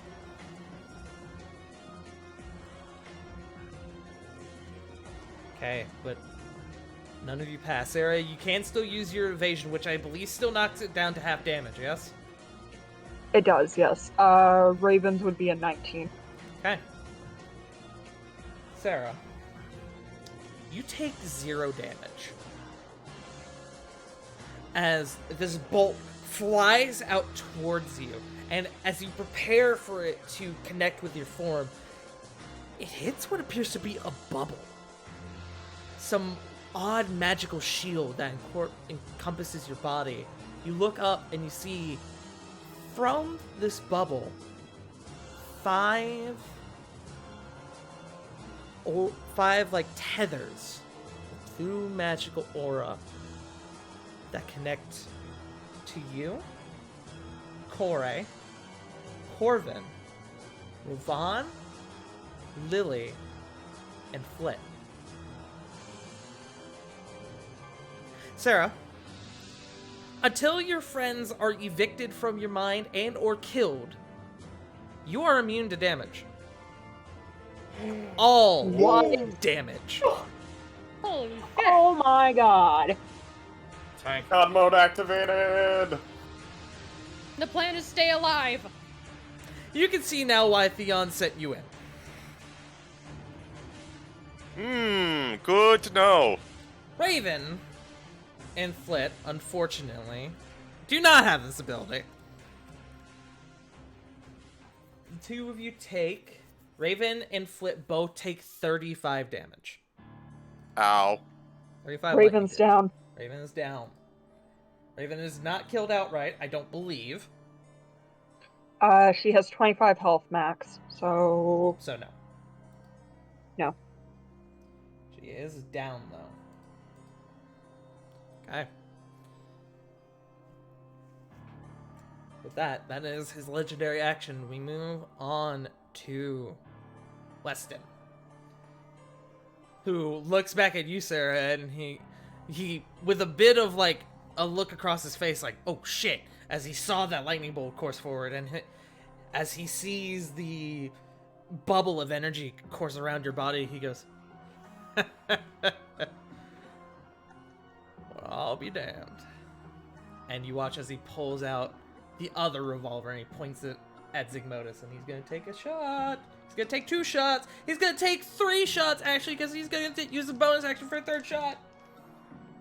What? 1 hit. That other one's just short. And Weston, please. He got 1 hit. He got 1 hit at the 3. Here, pew, pew, pew, as the guns go off and bullets soar in Tsig'Motus' direction, one of them grazing him across the shoulder, and more of that smoke beginning to billow out.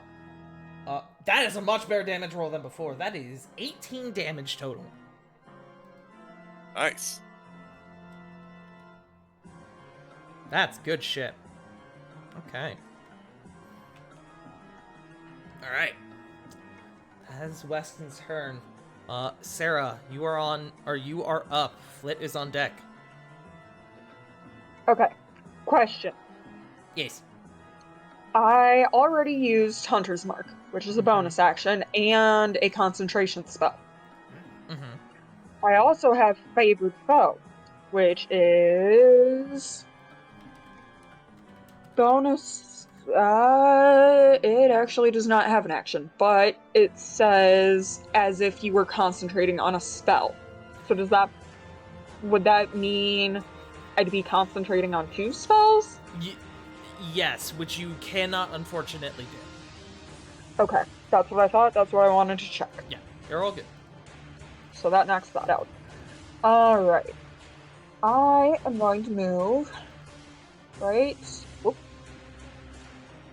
here, which is still 65 feet, Okay. and take another shot with Ivory. Okay, go for it. Oh, fuck. Okay. That is a misfire. You hear the gun. Misfire? You hear the gun as you pull the trigger. It clicks. The gun has jammed. You now need to. It will remain so until you use your action to make a check to clear it. I'll post the ruling for that here. Oh, it needs an action? Yes. Oh, fuck. Okay. You know what? That's the real rough part for guns. They do hella damage, but Okay. you have a You know misfire what? ruling. Sarah still doesn't know much of anything about guns. So she looks at it and she's like, what the fuck? She turns and looks at Weston. What the fuck does that mean? Means you gotta fix the damn thing.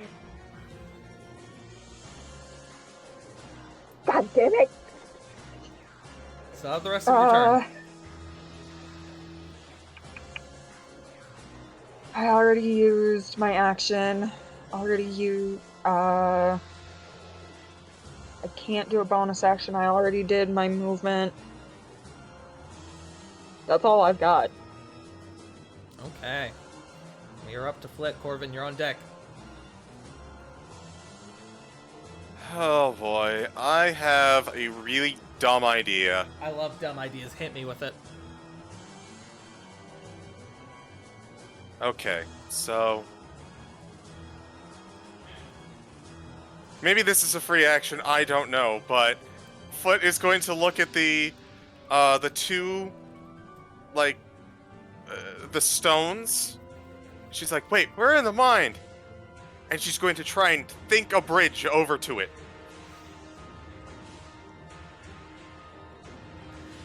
You concentrate as hard as you can, and you use all of your mental willpower that you can encompass to try and move the rocks. And you can't. However, make me an insight check.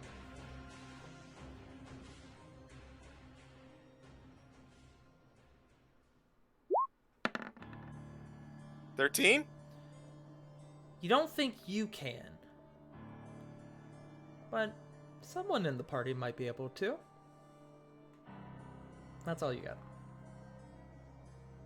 Well, Flit is surprisingly smart, so she's gonna go, wait, I can't wait, we're at Sarah's mine. Maybe Sarah can do this. Hey, Sarah, can you move rocks? I'm strong. I'm not that strong. No, like, good answer, by the way. Good answer. Beautiful. Proud We're of just you. gonna- Good shit. No, like, this is your mind. You can, like, control With your things here, right? mind. Maybe? I don't know how that works. Weston calls out, "This is your head, kid. Think You it should be over. able to summon shit, move shit." Literally think about it. If it helps, just yell at it. Use yell at it. Use your head in the most literal sense. Jesus. Would that take like an action or anything? That would be an action on your next turn. Okay. Okay, so seeing as how that failed, Flit, I will let that be your free action. okay, As I just you wanted didn't to know. really get to do much of anything. I am going to rip off a patch from my robe. Okay. And from where I am at this very tip of the rocks, a 24-foot ladder appears, connecting this rock to the other rock. I fucking love this. So from where you are over to here? No, to this one down here. Oh, will that get there? Holy shit, it will. Oh, I love it. I love it. I love it. I love it. Will you allow me to do this? It is an action to do so. Abso-fucking-lutely.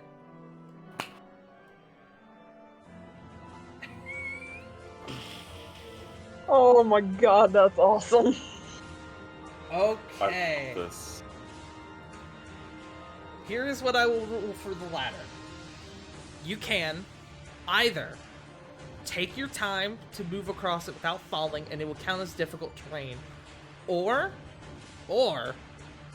you can make a check to rush across it, and it will be a DC. What would DC? You can just leave that undetermined. It should be pretty easy. DC 13 Dex check.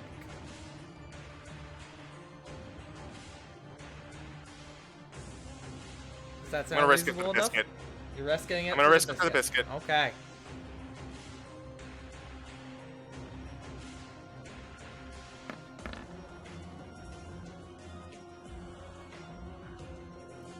That is an inspiration burned, Okay. because this is important. This is important. You should like this why I give you guys inspiration. Come on. Please. Appreciate it. 18. You begin to scatter across like a Scooby-Doo-esque, and you make it across safely. Alright. As I get to the other side, I look over to him and I say, You know Cedric is alive, right? I don't get why you would tout that as like a big success. It just sounds like a failure. Oh, I get it. You're also a failure, so that's why you would choose it. And with that power of that sick burn, I'm going to wild shape into a fire elemental. It's what he loved, but it's fine. Okay. Fire elemental, you said? Mm-hmm.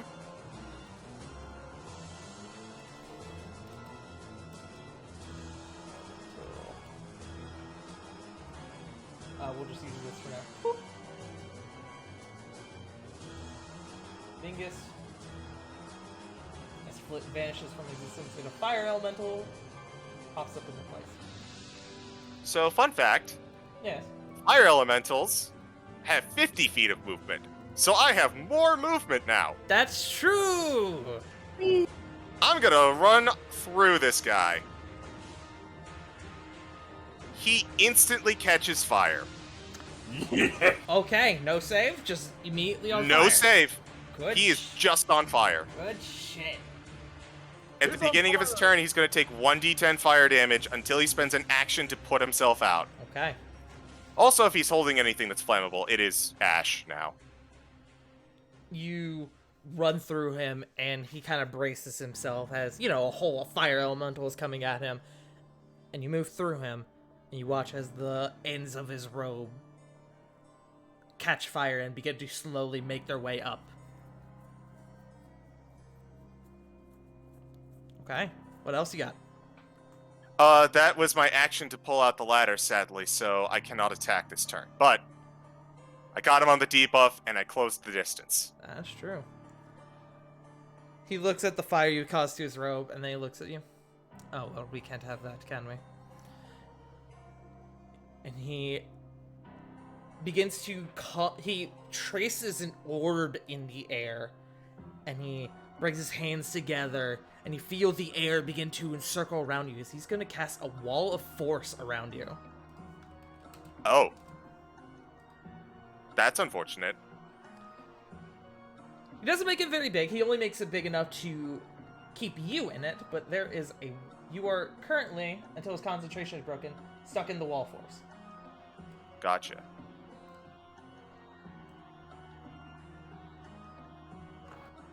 That's his legendary action. We are down to Corvin. Ron, you're on deck. Gotta stay within 60 feet of this fucker.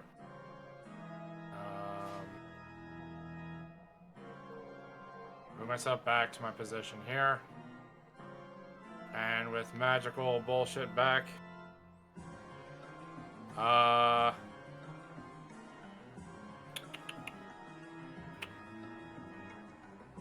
Oh fuck, what could I do?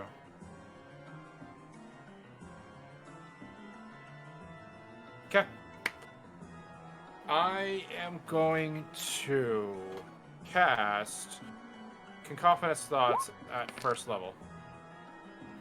Cacophonous So Thoughts. It's DC 17 Intelligence save, which he's probably good at, but you know what?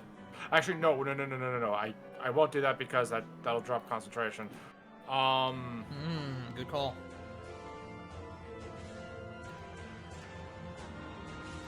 Okay, I know that CG said this was gonna be stupid. Mm-hmm. But mostly just so I can bait something out. I'm gonna do Psychic Lance at 4th level. Psychic Lance. Okay. Now, to be fair, it's not this. It's definitely a really good spell. I'm just saying that it's not going to be as effective. Still a good idea. I see the link. That was just me trying to click on show spell description, sorry. Oh. I mean, what spell description? DC 17. That is a 27 to pass. That'll pass. Sorry, 26. he take- Well, he takes 13 points of psychic damage. Okay. Psychic damage is good shit, dude. Fun Yeah. fact, very few creatures have resistance to psychic damage. Yeah, it's mostly like Ilthas or some shit. Yeah. Okay, so bonus action. Flint's too far away. Wait. Apologies, I gotta double check. Yeah, it's 60 feet. I can't do it on Flit. Fuck it. Inspiration to Sarah. Inspiration to Sarah. Alright, Sarah, you are inspired. Where the fuck are you? There you are. Also, I realize Ravon still has inspiration over here. No, he used it. Yeah. Wait, no. He used No, yours. I used He the used my inspiration. I used the He's brooch. DM inspiration. Here, I'll make it the inspiration pink so I don't get as confused. Thank you. By the way, does he have to make a con check? He does, actually. Hold on. Yeah, for the That is like 20 plus. That was Yeah. high on the die. It was unlikely, but still. yeah. Good try. Okay. Is that your turn, Corbin? That is action, movement, and bonus. So yes, that is my turn. Okay, Rovan, it's your go, my man. Corey is on deck. Flying over.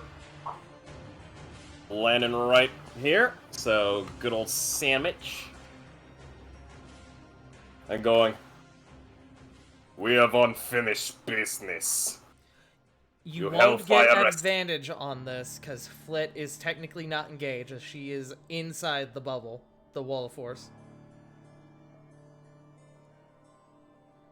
Question about Wall of Force then. I mean, Flit physically can't be engaged with him. No. I just have a question about the Wall of Force. Okay. Is it only one-sided that power goes It is up? a perfect sphere around, built around Flit. Okay, Is it but one way or? is it one-way or two-way? What do you mean, one way or two way? Is it the Wall of Force's powers are only concentrated on the inside, or is it both outside? It's both sides. Like, is it? Okay. So she can't cast anything out. No. And nothing That is why else. Wall of Force is so fuckeredly. She can Yeah. cast things inside there, but it can't go through the wall. Can't leave the ball. Understandable. Okay. Yep. Going for a whack with Raikiri, two-handed, and another third level. Okay. Please don't fuck me now. 28. 28 will hit. 14 slashing for lightning, Okay. and Give me 1 second, as I need No a roll problem. concentration. That's not great, but that still passes. 4d8. Is the smite added in before the check? No. I didn't hear smite. Did I miss I that? did, Yeah, he I had a- did mention the third level. Okay, smite. then I will wait to roll. I'll hold the roll I did, and we'll add the smite damage in. So that's okay. another. 18. So that's 36. Yeah. Hold on, I gotta do math.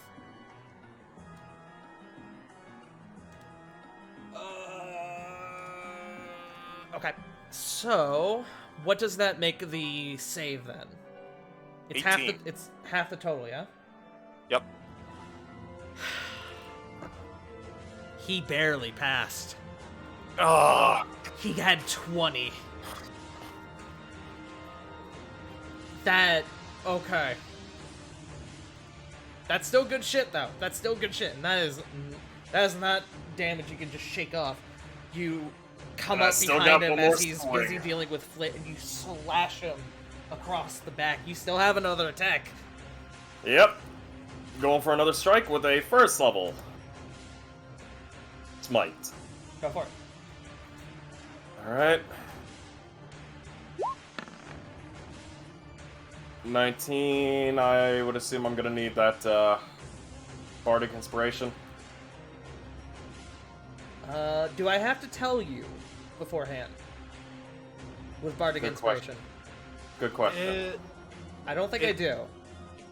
It's kind of funky. I don't believe I do. But I'll must roll it decide. either way. So okay, I'm reading it now. But must decide before the DM says whether the roll succeeds or fails. Yeah, so you either gotta roll it or I gotta call it. I'll roll it. You're rolling it. What is it, a D8 or a D10? D10. 7, so 26? That will hit, Yes! which is good because you need. Oh, that's good damage. Oh! And that was a first level Divine Smite, so 2d8 on top of that. Yep. I'm glad I gave you fly. Oh. oh, Oh, God wow. damn Fuck it. you, roll 20. You had to cuck me. All right. So what is that? That's 27. Altogether? So that makes the save 13. Yep. That still passed. Flit is still Fuck. within the wall of force. However, that hurt, and he looks at you and goes, "Okay, you are definitely becoming a problem." Is that Funny. the end of your turn? One I last thing. realized I was gonna move on, and then I realized it was still your turn. You're fine. Just one last little jab in him. Funny. I'm more of a problem than you are. But considering the fact that you were tossed away like yesterday's garbage by your own lord and master, I guess you aren't that much of a threat. Is that your turn? Yep, that's it. Doo-dee-doo-dee-doo. Okay. He looks at you, and he looks at that sword you've got. Oh, there you just say. However, and he's going to use his last legendary action, and he is going to cast Dimension Door. Yeah, can't have that counterspell. Counterspell. What level? Oh! Fourth. Fourth. Okay. Because fuck you. Spell dissipates. It doesn't go through. Looks It to sounds you- like you have two. It sounds like you have two little problems there, darling.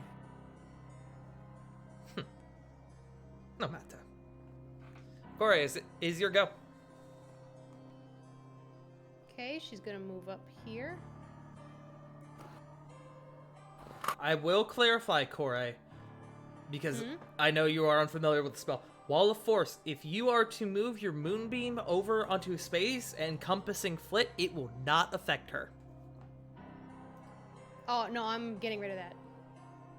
You're getting rid of it. Okay. Yeah. I just wanted to let it be known in case you wanted Thank to move. you. Okay. Moonbeam is down. Because she's gonna go for Elemental Bane.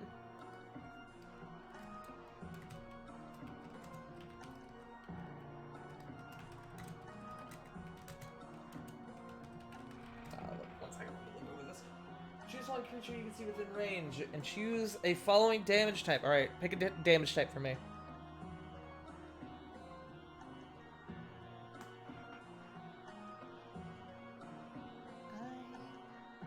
I guess lightning. Lightning. Okay. You must make a Constitution saving throw. That is 21. Fuck, it passes. The first time each turn the affected target takes damage of the chosen type is an additional... It just doesn't go off. Yeah. Oh, it just doesn't go off. Okay. It doesn't stick, yeah. Okay. I apologize then. You're fine.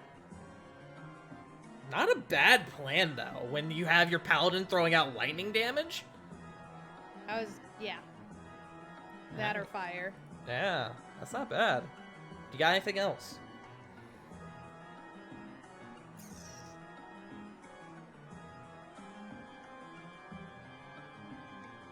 Just a sec.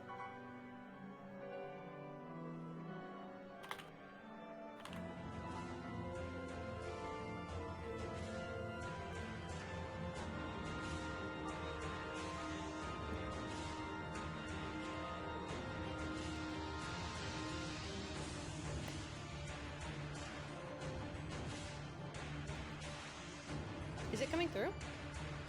I didn't hear anything that time. What Oh, did you say? 'cause I was hitting my key. That's really weird. Because push talk, but no, that's it.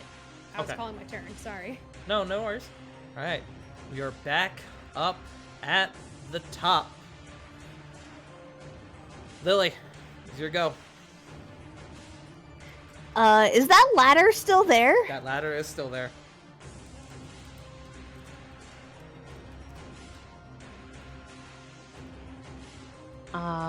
Is the like how does distance work going across a ladder? It is, in this circumstance, is either half movement to go across carefully, or if you wish to use your full movement, you want to rush across, it will be a dex check. Or dex save, rather, to get across safely.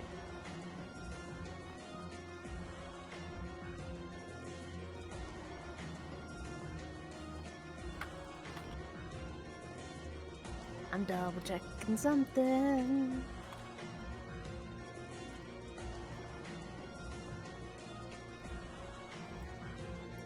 Um.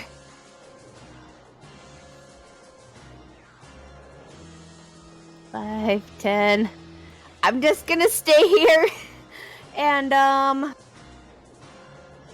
actually, I'm gonna use...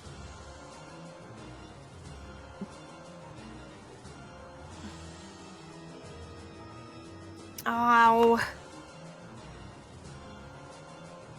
I can't remember what I have for my superiority die. What's it to roll? It should be a D8.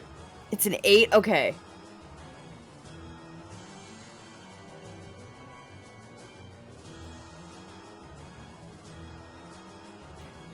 Or would you say that Ravon could hear me from here?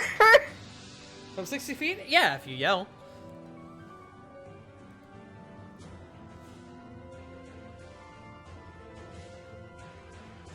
Bonus action, I'm going to use Rally. If it wants to go in the chat, that thank you.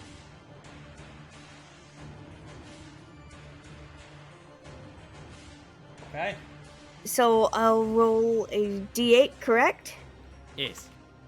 D8 plus your charisma modifier, which I believe for you is 0, yes? Yeah. So, Ravon, you get 5 temp hit points. Thank you. You just hear Lily yell, "Kick his ass!" Oh. And, I'm actually not gonna attack this turn. Maybe.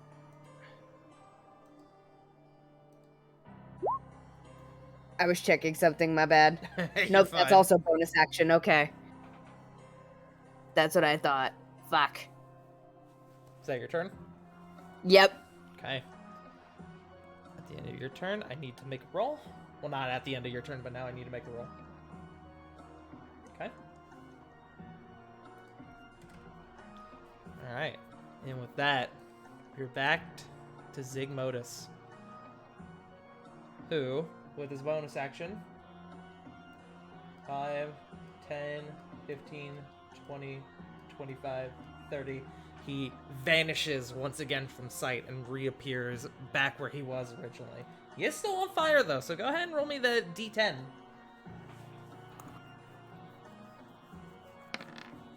5. 5. Takes 5 fire damage as his robe becomes more singed, and as you can see, as it goes up in fire more and more and begins to become more and more toasty and encompassed by the fire, you begin to see underneath. His skin is withered and purple. It's like purple, but it's also pale. But with that, I need to check 60, 65, and 30. Oh wait, no, I can't do it against Sarah. 60, let's go. 60, 40, and 30. You watch as more and more of those runes begin to encompass both of his arms this time, and he goes, "Alright, the kid's gloves are coming off then. And I need Corvin, Kore, and Rovan to all make me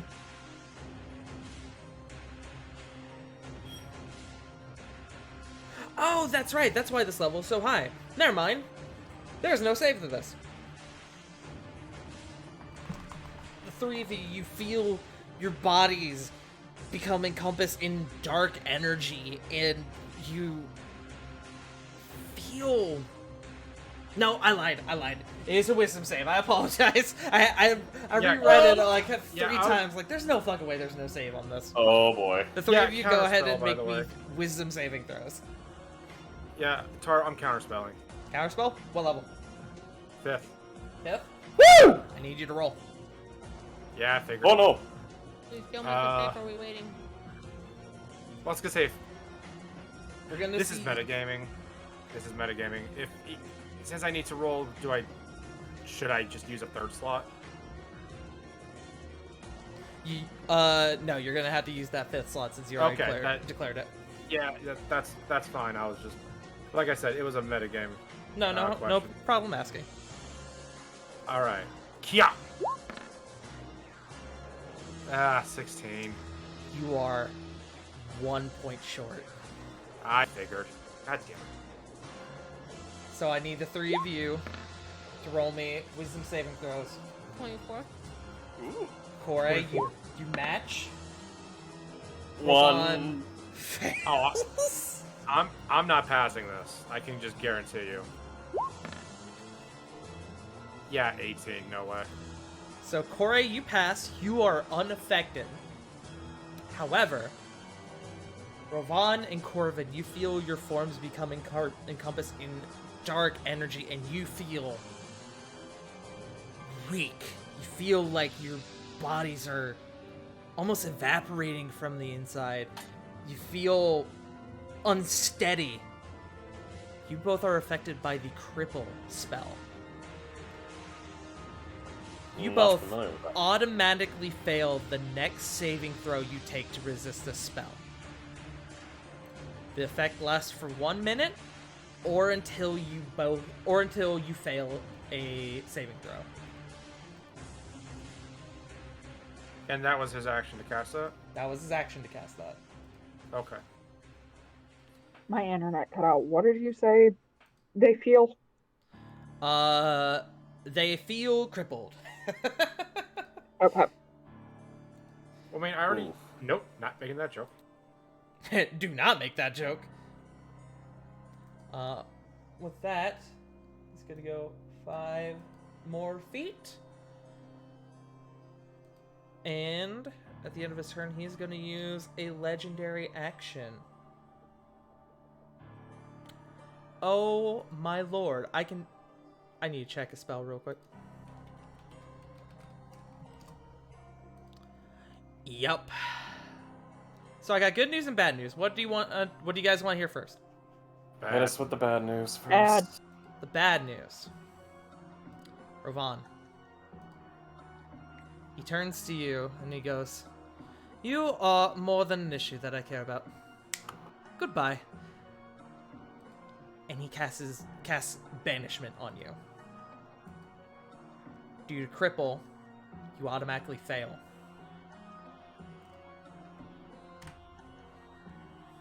Rovan. You vanish from Sarah's subconscious. We will get to that on your turn. What? Oh, fuck. As a legendary action, I need to...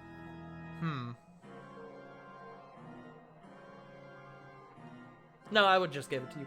Corvin, you feel your concentration on the fly spell break. Oh, fuck. Hey, speaking of concentration being broken, That's the good news. Flint, you're free! hooray! It just took you... But what did it cost? The paladin. The pally luck. The fucking heavy I'm hit. sorry, okay? I can only paladin so hard. No, it's okay. Doing great. You're doing great. Not many people can pump out numbers like Rovan. Yeah. Which is why he got rid of him, as you can imagine. But with that, it is Weston's You turn. coward! Well, with that, it is Weston's turn, who, seeing Rovan disappear, he goes, "Oh, that's bad. Oh, ain't no time like the present," or something motivational. He's gonna take 3 shots at him again. Roll better this time, you fucking fuck. Fucking fuck. That is 1 hit.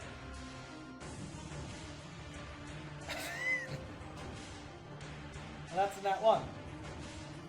Of course. So you hear bang, bang, click. The first shot swings left. The second shot hits him across the cheek.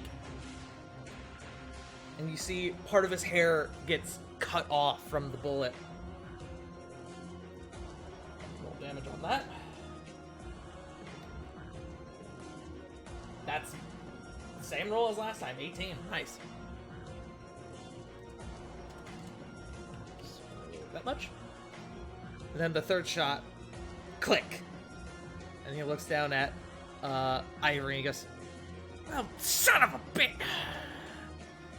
Alright, awesome. Well, I got one, I guess." That is Weston's turn. At the end of Weston's turn,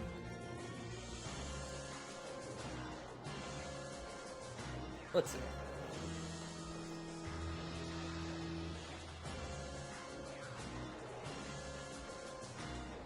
Because he technically...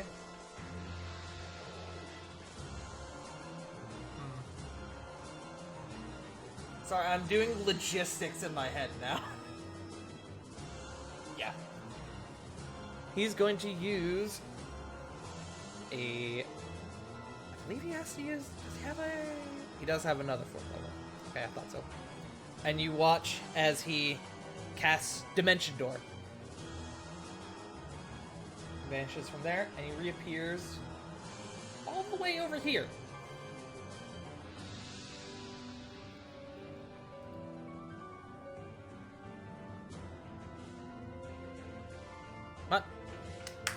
Up next is Sarah.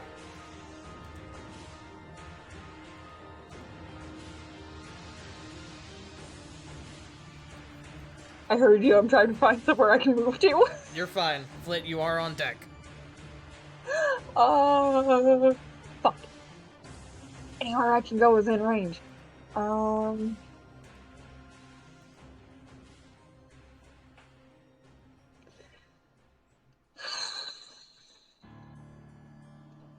Okay, whatever. I'm just not gonna move. I guess she will try to make bridges to all different spots. Okay. How would you like to do that? I'm not even sure how that would work. I know, I'm just fucking with you. Go ahead and make me... Let me think. I know I had this, and so I'm looking at my notes for it. Go ahead and make me a flat wisdom roll. A flat wisdom check. Oh, fuck. Okay. 19? You, unsure of how to do this thing that your friend Flint has asked, you try to channel whatever thought power you can do to bridge the gap between the 4 platforms. And you start thinking and you start concentrating, and as you do, the platforms slowly begin to come together as pieces of rubble from down under begin to fill the gaps.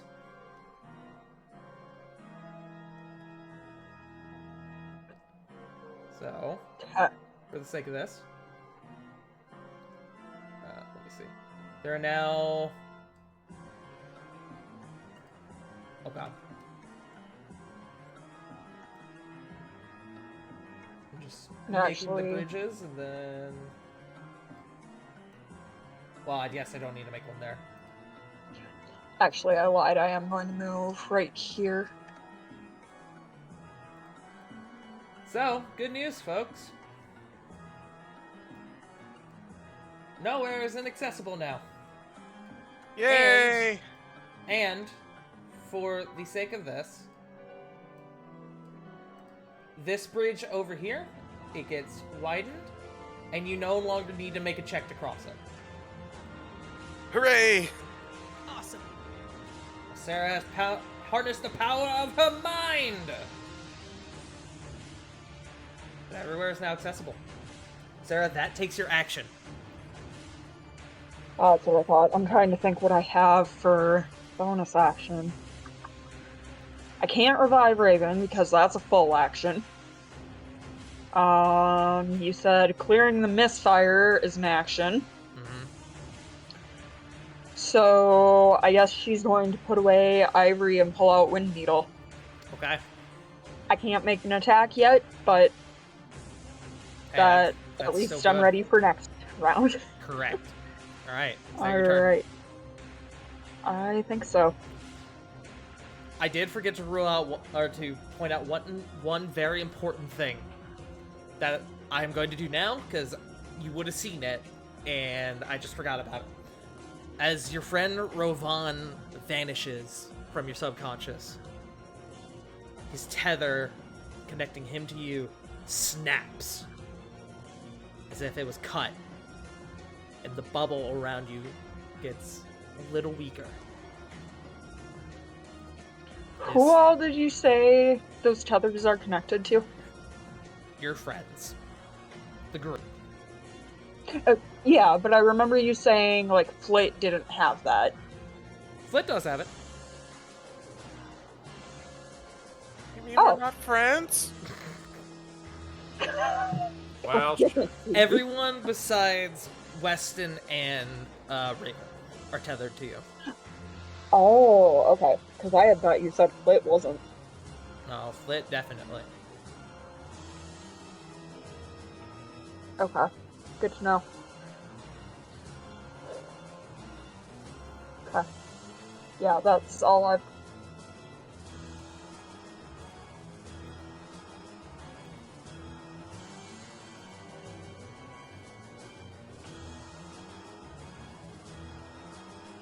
Is that your turn? Yeah, I said that's all I've got. Okay, I misheard. All right. Up next is Flint. Corbin, you're on deck. So I did a little rereading, Mm-hmm. and so the thing about the fire elemental's fire is that as I pass through some of, they take an additional D10 in addition to the damage over time. That's We should be rolling more. that is right. However, it has only been one round. It has, but that does mean that I can attack with my dash. That's true. Take 1d10 of unavoidable fire damage, Absolutely. asshole. Roll that 1d10. That too. You turn into a straight up ball of fire as you just whiz forward towards him, and you are able to catch him once again with your fire. Is that your turn? That is my turn. Okay. Oh, yes, that is my turn. We are up to Corvin. Rovan is on deck, which we will get to. okay, mostly in fear of what he's gonna, of anything save related. I'm gonna do my once a day cast of Dispel Magic on myself. Okay. You cast a spell magic on yourself, and you feel that crippling force upon your body get lifted from you, almost like somebody's taken an actual weight off, like an actual factual weight off your shoulders. You're no longer affected. Yay.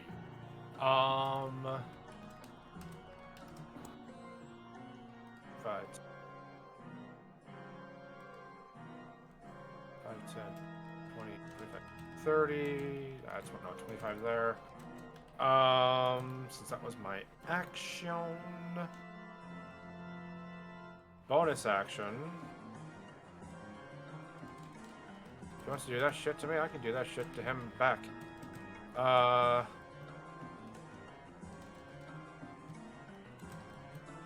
Oh, before the start of my next. Shit. That's gonna have to be my turn. Okay. Sorry, give me one moment. You're fine.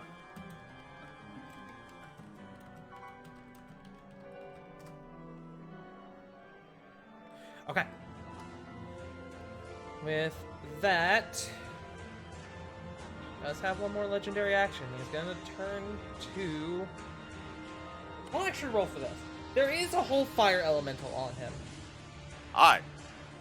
Yeah. Yeah, he's gonna prioritize the fire elemental. He's gonna turn you back and he's gonna turn back to you and he goes, "Oh dear, how did you get out of your bubble? No, we can't have that." And he's gonna cast Wall of Force on you again. Hey! Wait, does that mean that... Yeah, I'm gonna do a counter spell. Wait, hold up. Hang on. What's up, CJ? Does that mean Ravon comes back? It does not. Uh-oh. And I will explain no. why. I think it's because this is technically like another dimension. I'll explain why. So Corvid, Okay. you are doing counterspell, yes? Yep, and I figured since it's Wall of Force, I gotta roll for it. Are you doing it at 3rd level? Yeah. Oh my god. 13. Oh, not enough, unfortunately. The Wall of Force goes back up. Sorry, Flint. Angry fire elemental noises. I tried. Nah, you're fine. But, that being said,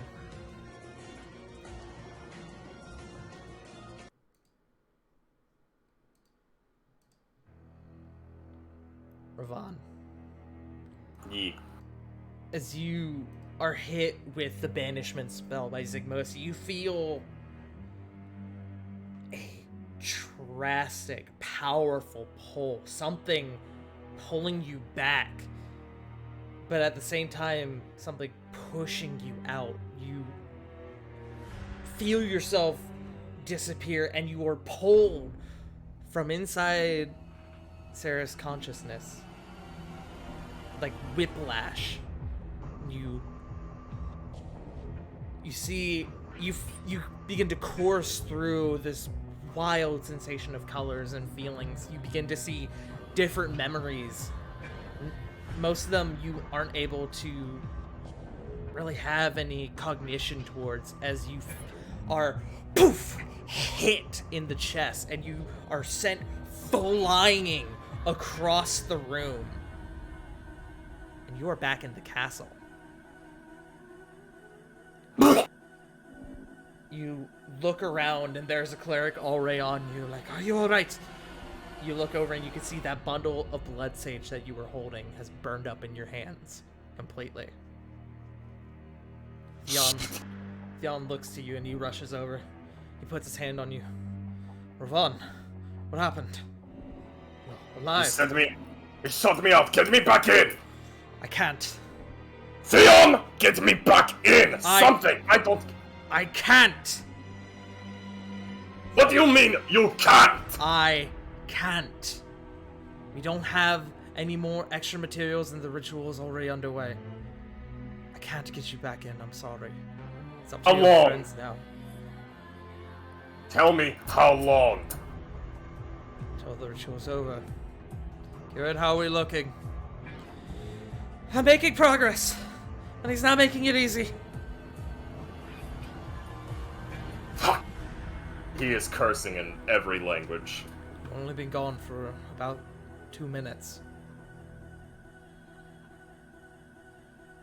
Did I say 2? I meant 5. Above game. You're fine.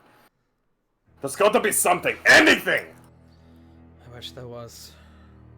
I can try and think of something, but for now, it's up to your friends.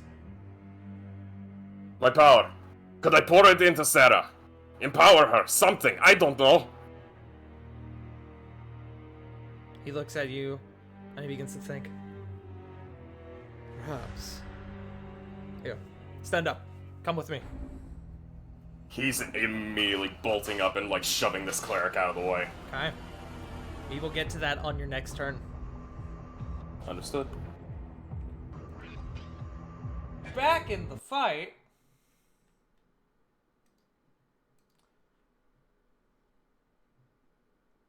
Where the fuck is my music? Give it back! I lost It's it! unsettling! The silence is unsettling! There it is. We are back to Corey. Corey, it is your turn. Did you warn me? Punk, the initiative is in the Discord. I know I'm messing with you. Where's my on deck? No, I'm messing with you. We already talked about it anyway. So the stars, the bright like blue spots and stripes throughout her skin begin to glow, and a constellation of an archer begins to form. Yes. Yes. As she takes on her starry form of archer. Starry form is enabled. Danger zone. And fires off a guiding bolt at level 4. Nice. All right, roll to hit.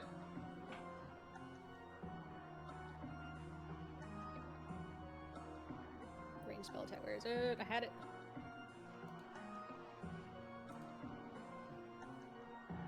Their spell attack, is that it? Yeah. Yes.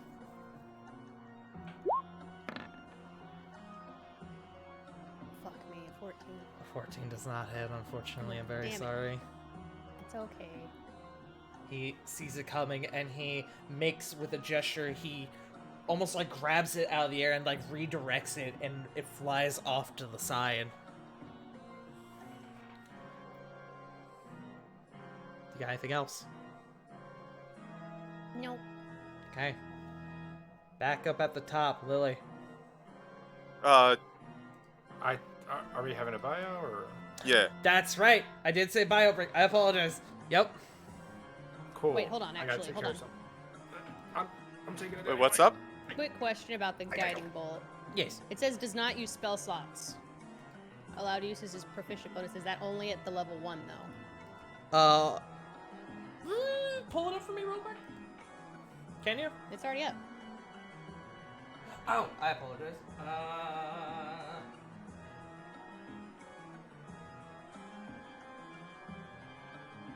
Yep, that's right. You do have the ability to cast Guiding Bolt without using spell slots equal to your proficiency bonus. So it doesn't burn a spell slot. It does do the action though.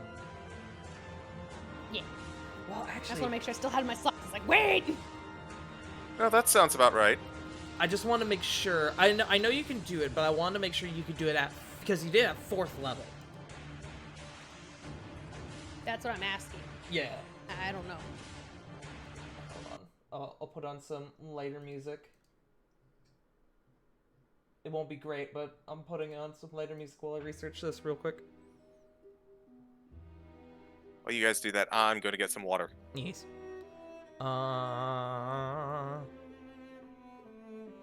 It doesn't specify that you can't.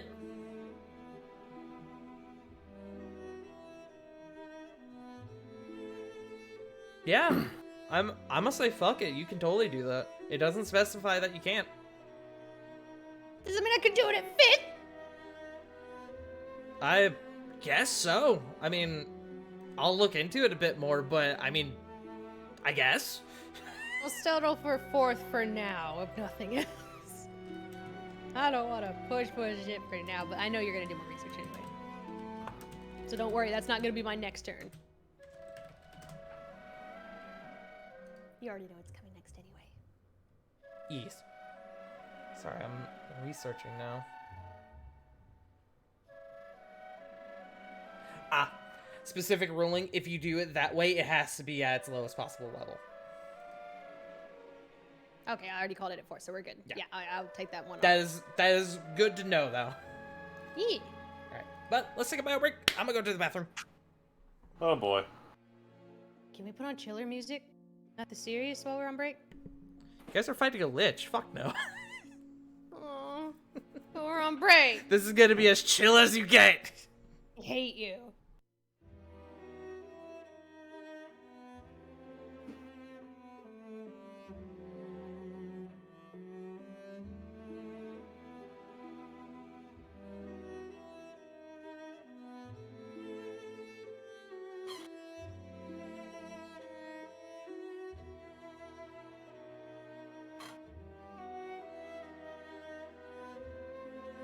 I have returned. Sorry about that. I had to take care of a couple of things.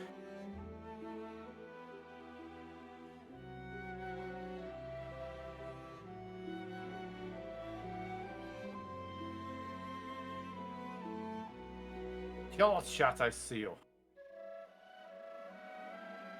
You don't think you can hide from me. I also see chat. Oh, hey, River. I mean, I've been here. Ah.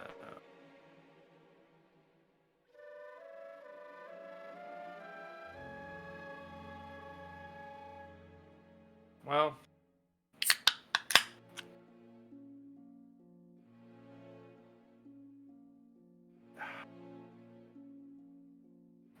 Excuse me. I need more of a break. I'm stressed. Hi, stressed. I'm Dad. No, that's me. Huh? Hi, I'm Dad. I am. You know what? I'm a parent too. Fuck off. And never mind. Nope. I'm not gonna say that. You're lucky. Hold up. Oh, no. Send that to me in DM, coward. Hello. I am. Good. Oh, things are happening.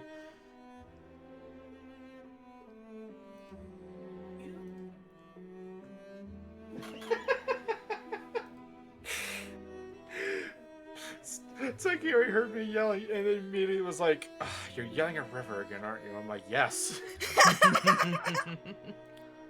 I love that she knows. Love you, River. I love you too. I love you too, babe. Also, didn't think you were gonna. I did not think you were going to say that.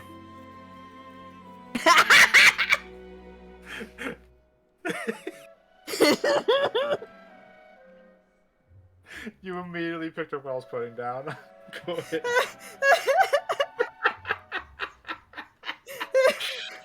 Tart, would you like to know? Sure. Yep. Send it to me. I'll have to not have to DM what I said. That's what I said. Send it to me.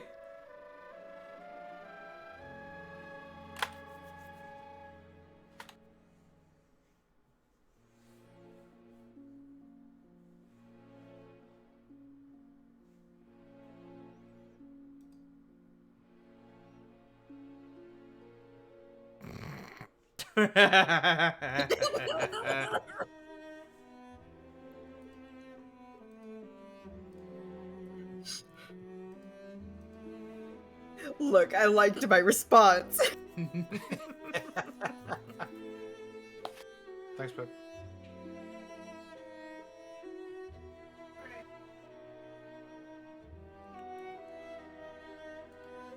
I returned the snacks. Okay.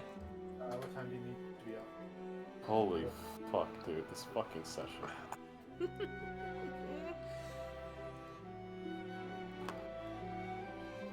Of all people to get thrown out first, I didn't think it was gonna be Ravon. To be fair, he was really like reining in the DPS. Yeah, no, He was the that's why problem. he went for it. Plus, let's be real. A dominate person that he succeeded on, he's just bitter at that point. True. Like You legit. think he'd be bitter about being called a second-rate villain? Like legit. Putting Fly on Rovon was the best decision I could have made. No, that was a great move. I That was just a wish very these good move. counter spells would take more hold. Fucking. I wish he was. The rolls, our rolls aren't dog shit. They're just right It's- below where we need them to Yeah. It be. yeah. And They're that's what not makes them bad. They're more just not frustrating. as good as you need. Oh wait, I've got a meme about that. I'll send it to you in just a sec. Okay. Me. Oh, we Not got you, the but like memes. the server. Then we can show it here. Like in the server, whatever. All right. Quick roll call. CG. Here. J Frost. I'm no longer in, Colonel. Joe. Punk. Yeah. River.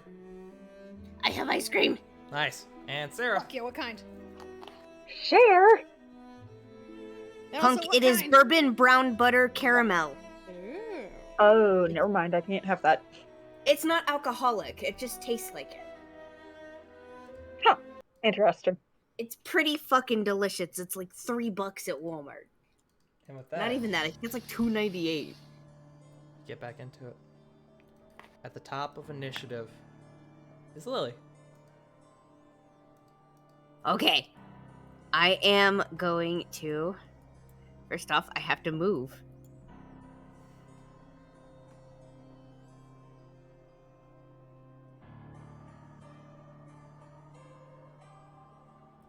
God damn it. I hate this guy. I am getting really fucking pissed off at him moving! Just take the mobile feet, forehead. Just have a casual 100-foot dash that you can attack with. Duh. Duh. Me.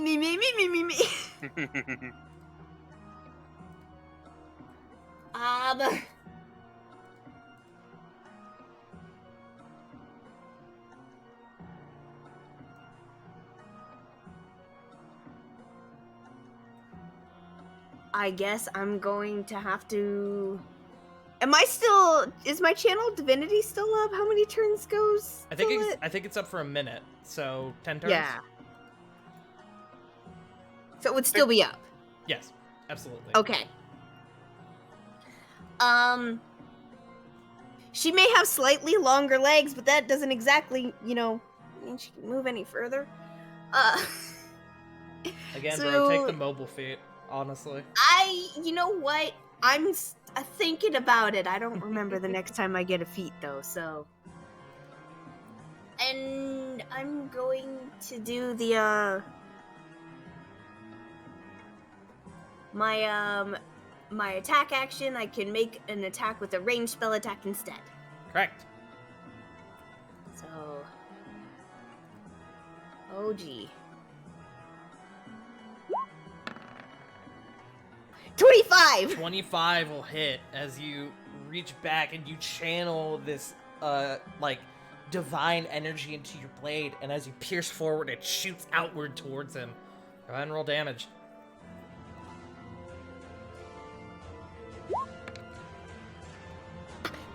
Ooh, that doesn't fuck around either. Nice. It hits him in the shoulder, and you can see that spot, some of the spots, he has now a bunch of gashes and cuts. He has smoke billowing out of him from all angles, and that hit doesn't necessarily leave like a hole, but it leaves like a singe across his torso. Is that all you got? Yep, it is. You can't do that twice? No, Unfortunately. unfortunately, it says only, to make one of your attacks. Unfortunate. Okay. Well, with that, he does have one last legendary action. He didn't happen to fail his con save, did he? Oh, GPIs? that's a good point. That's a 19 on the die. Yeah, that one. Yeah. He looks to you, Lily, and he...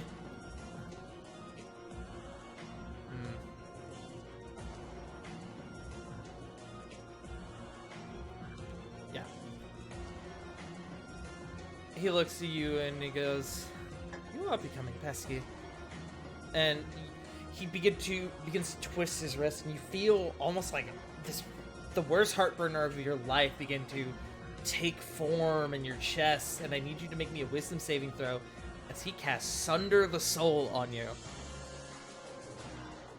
I have gnome cunning. I have advantage on all intelligence, wisdom, and charisma saving throws against magic. Good shit. I forgot. Have I used my reaction? Yes. Yes. Okay, thank So you. it's a wisdom saving throw? Wisdom save.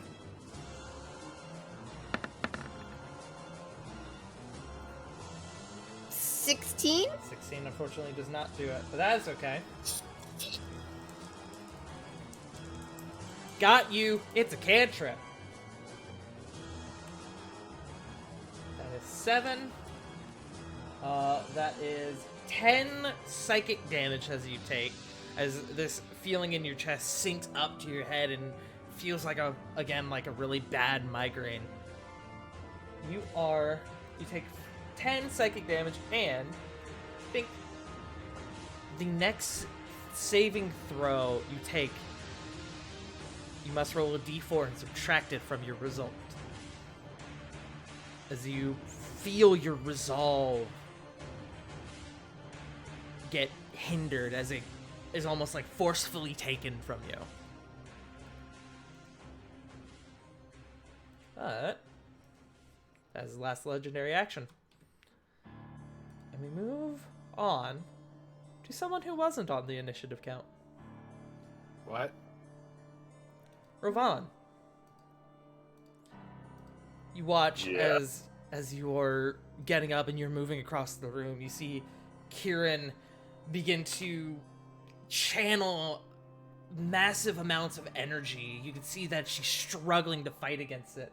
And yep, that's a good roll. You watch as she takes a hearty chunk of blue and red power and begins to shove it into the midst of the obsidian flask in front of her. And I can officially add Kieran to the initiative, as that is what I've been rolling for. Kieran was, what, a 20.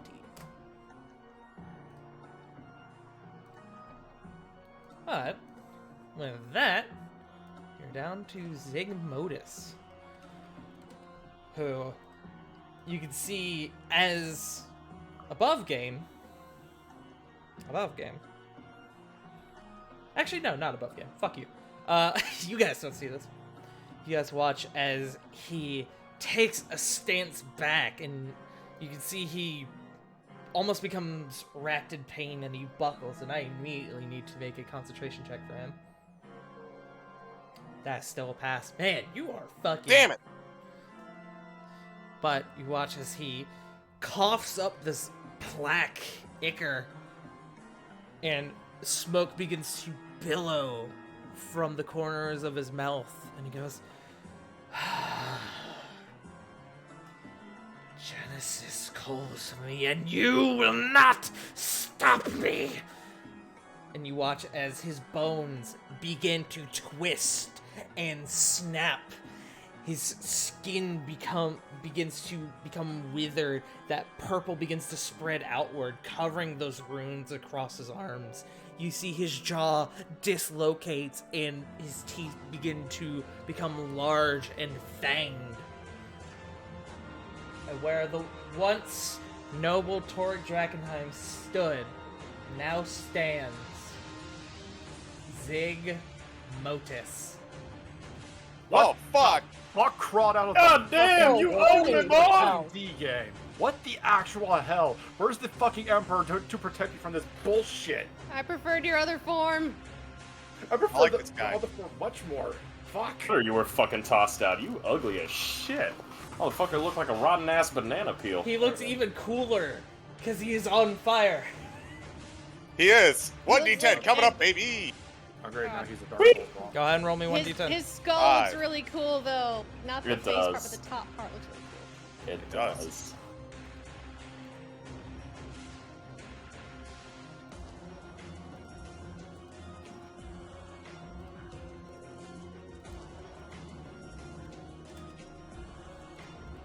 I do not. Oh, sorry, I didn't see it. Okay. 5 damage. 5 damage. He seems unfazed by the fire, but you can still see it beginning to eat away at him. But with that, he looks to your group, and I need. Let me see. What's the? Let's see.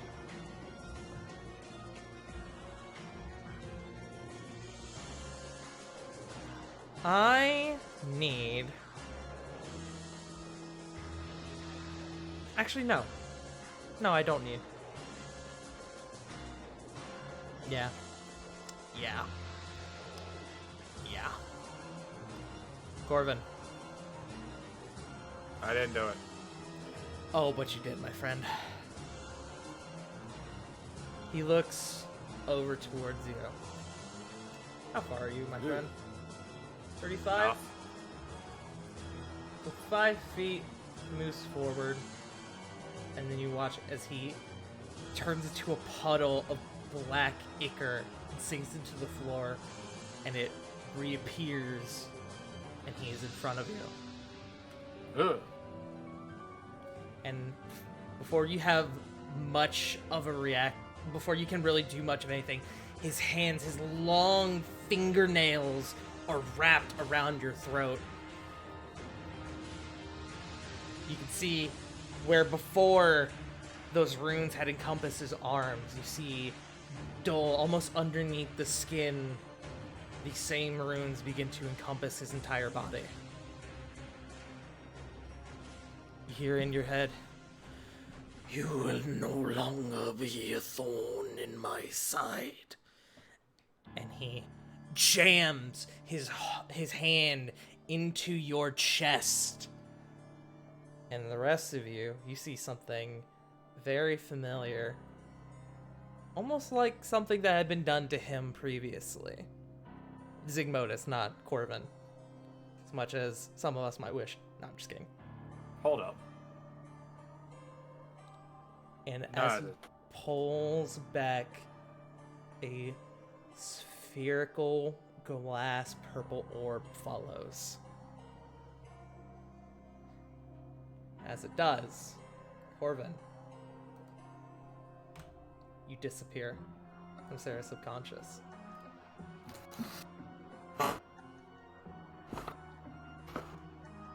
Fuck. I'm just kidding. Make me a con save. You can't do that, dude. You Bro. can't. Hey, I was Whoa, about to no. throw fucking hands. No. Make me a con save. I was about to fucking drive all Hold the it. way to your fucking house, crack my neck, and say, "What up?" I have his address. Don't Square worry. the fuck up. I don't get to do this very often, but so I gotta have my fun. Make me a con save. I'm I'm not gonna gonna get tortured pass. hard for curses. You might. You might. No. You might. No, that's, You that's didn't. an 11. But you could have. I have a +2 in concept, but You this could've. fucking DC, there's no way. You could have. That's a Alright. 1 in 20 chance. Corvin does disappear. We'll get to that. What that means on Corvin's turn. But you can see he's standing there, holding this orb. He's just kind of looking over it. And that's going to be his turn. He's not going to use a legendary action. We move to Weston, who's seeing that. He goes, "Oh, son of a... all right.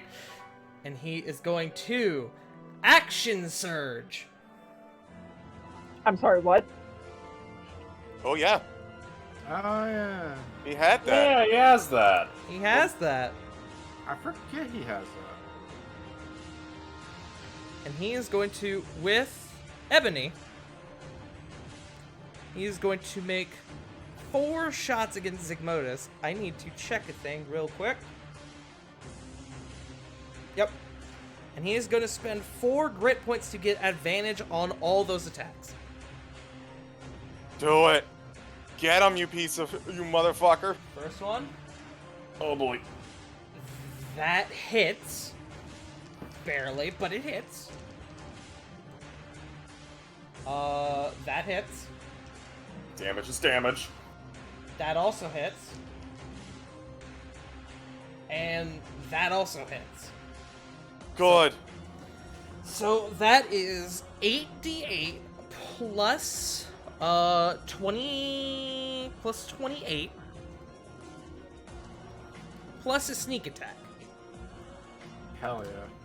So Forgot he was that lethal. yeah, man. So Glad you 27 plus 28, that's 55.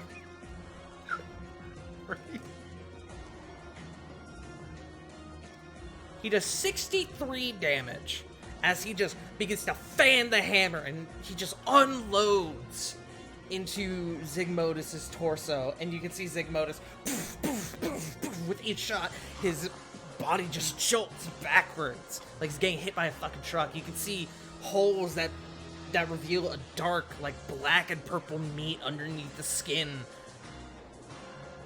begin to encompass over from the shots. Still takes damage. Above game, though, it's a flavor thing. So, what did I say, 63? Yeah. Yeah, that's Something like hardy. that. That's hardy. Can I get out of the bubble now? Yeah, let's see. Ooh! He does need to... Unfortunately, I have to do 4 concentration checks instead of 1. Aww. Because those You were can still- 4 different attacks. Yeah. Damn it. Yeah, true. That's a natural Oh, that 20 makes on the first. Fuck. Okay. That's an That 18 on the sucks. second. Fuck. Stop. That is a natural 1. Yeah! You oh! You fucked up. Do I be technical? No, fuck it. The bubble goes down. Let me at him. Get him. Kill him. Ooh, kill him! Weston, after unloading those shots, goes, "Yeah, you like that?" And that's his turn. Tsig'Motus is going to burn a legendary action. Uh-oh. And I need...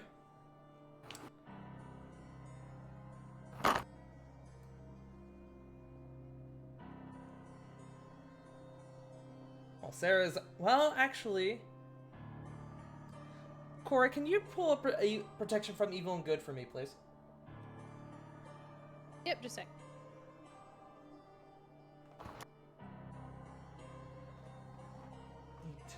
Oh, that's a concentration spell. That would have gone down when you cast Moonbeam. Mm. Good to know. Okay, so I need Lily.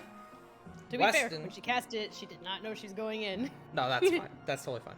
I need Lily, Weston, Corey, and Sarah to all make me wisdom saving throws. As a menacing aura begins to erupt from Fuck me. Tsig'Motus. Is it 13. magic? It is magic. 15. I will Well- have advantage. It's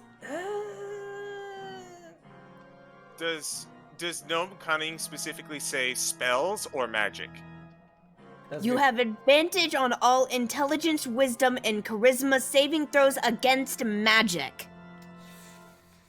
It's technically it's not a spell, but it is technically magic. I'm gonna say you get advantage. I appreciate you and love you dearly. Wait, am I able to use evasion or anything? 19! You are not. Not for this. Damn it. Evasion is only for deck saves. Damn it. And then for Weston. Weston with a natural 20, actually. Let's go. That's good shit. So, but the rest of you fail. Corey, Sarah, and Lily. You watch as tentacles begin to emerge from this black ichor under his feet. And he has this general menacing aura about him. The 3 of you are frightened. You can remake the save at the end of your turns. So, what can I use for frightened? What can I use for frightened? Okay, we'll use this.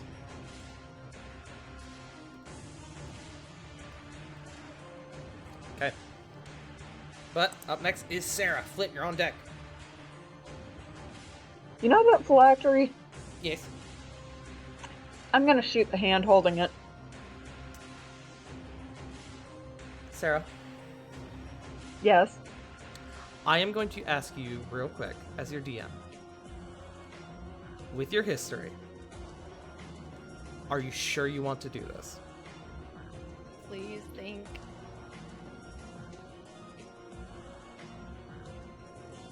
Fuck, that's true, because if I hit the phylactery, it's destroyed, isn't it? I can't answer that. I will also clarify, it is not a phylactery. What is it? I don't know. Well, I do know, but I can't tell you that. I will Alright. give you this, though.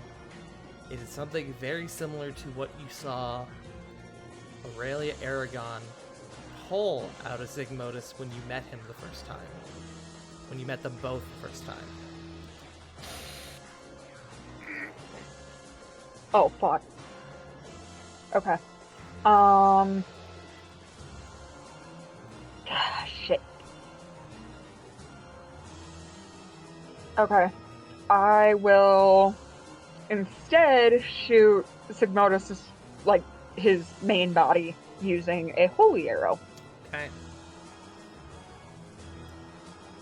Go ahead and roll. Oh, you've got to be shitting me. 15 does not hit. That's a 15. Fortunately, that does not hit. Okay. Give me just a second to delete that arrow from my inventory.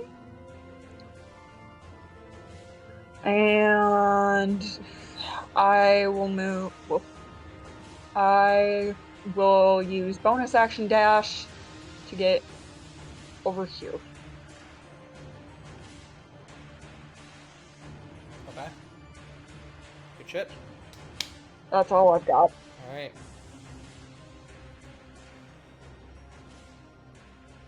Oh, I keep forgetting to mention this. As Corvin disappeared from the subconscious, you all see his tether too snap from Sarah. We'll get to that in a second. At the end of your turn, he's going to burn another legendary action. Wait, that's right. Oh no, he can't do that. Okay. He turns to you, Lily. And you guys have been watching him cast spell after spell after spell. So it kind of takes you a bit back. You mentally prepare yourself for whatever he's about to throw at you. And then you watch as he takes his long claw and scrapes across your chest. Does a 33 hit you? Oh, Jesus! Fucking Ow. hell. Yeah! Fuck! Jesus Christ. Jeez. Lily, you take 18 necrotic damage and 11 cold damage. As this black ichor is left across your wound, and you can feel it beginning to seep down into your skin. And I need you to make me a Constitution saving throw. Hold on, I'm still doing the damage! I know, I'm sorry.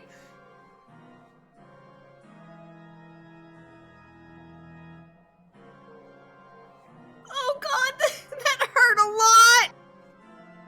He's a lich, bro. You said Constitution? Constitution.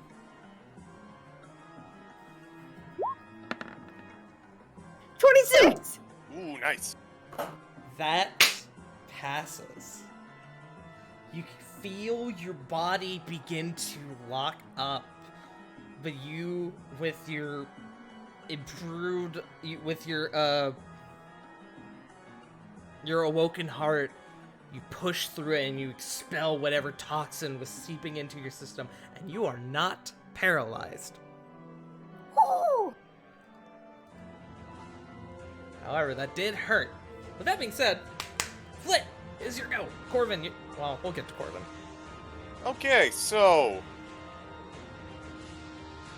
I have an important question. I have well, maybe not as important an answer, but I have an answer. So I'm gonna go here. Okay. I still have movement.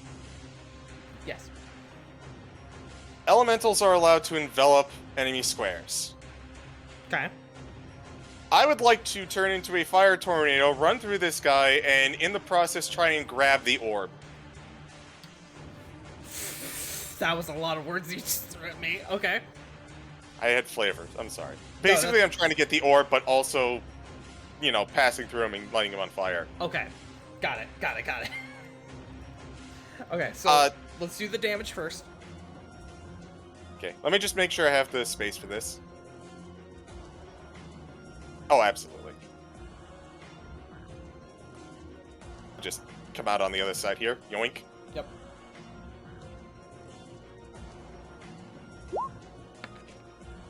Six. Okay. And then go ahead and make me an athletics check.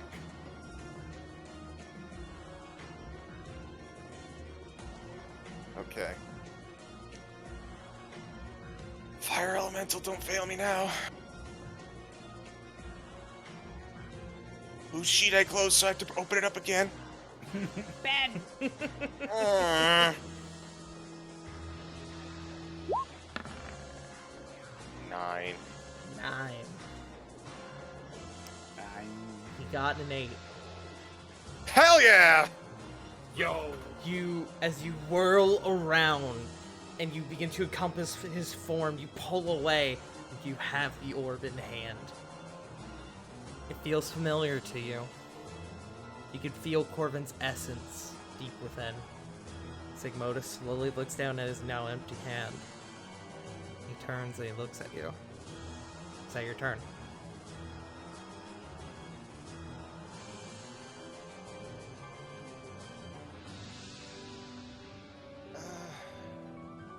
Yeah. Okay. With his last legendary action, he's gonna take a swipe at you. He's gonna take a swipe at me regardless. What's your AC? 13. Here's the thing. That's a natural 1. What? Oh. He still hits you what? technically. However, it is a natural 1. Wait, so that... Oh, fuck. So, here's what I'm gonna do. I'm gonna roll severity. If he gets anything less than a natural 20, he's going to miss. In fact, I'll even roll it on the table.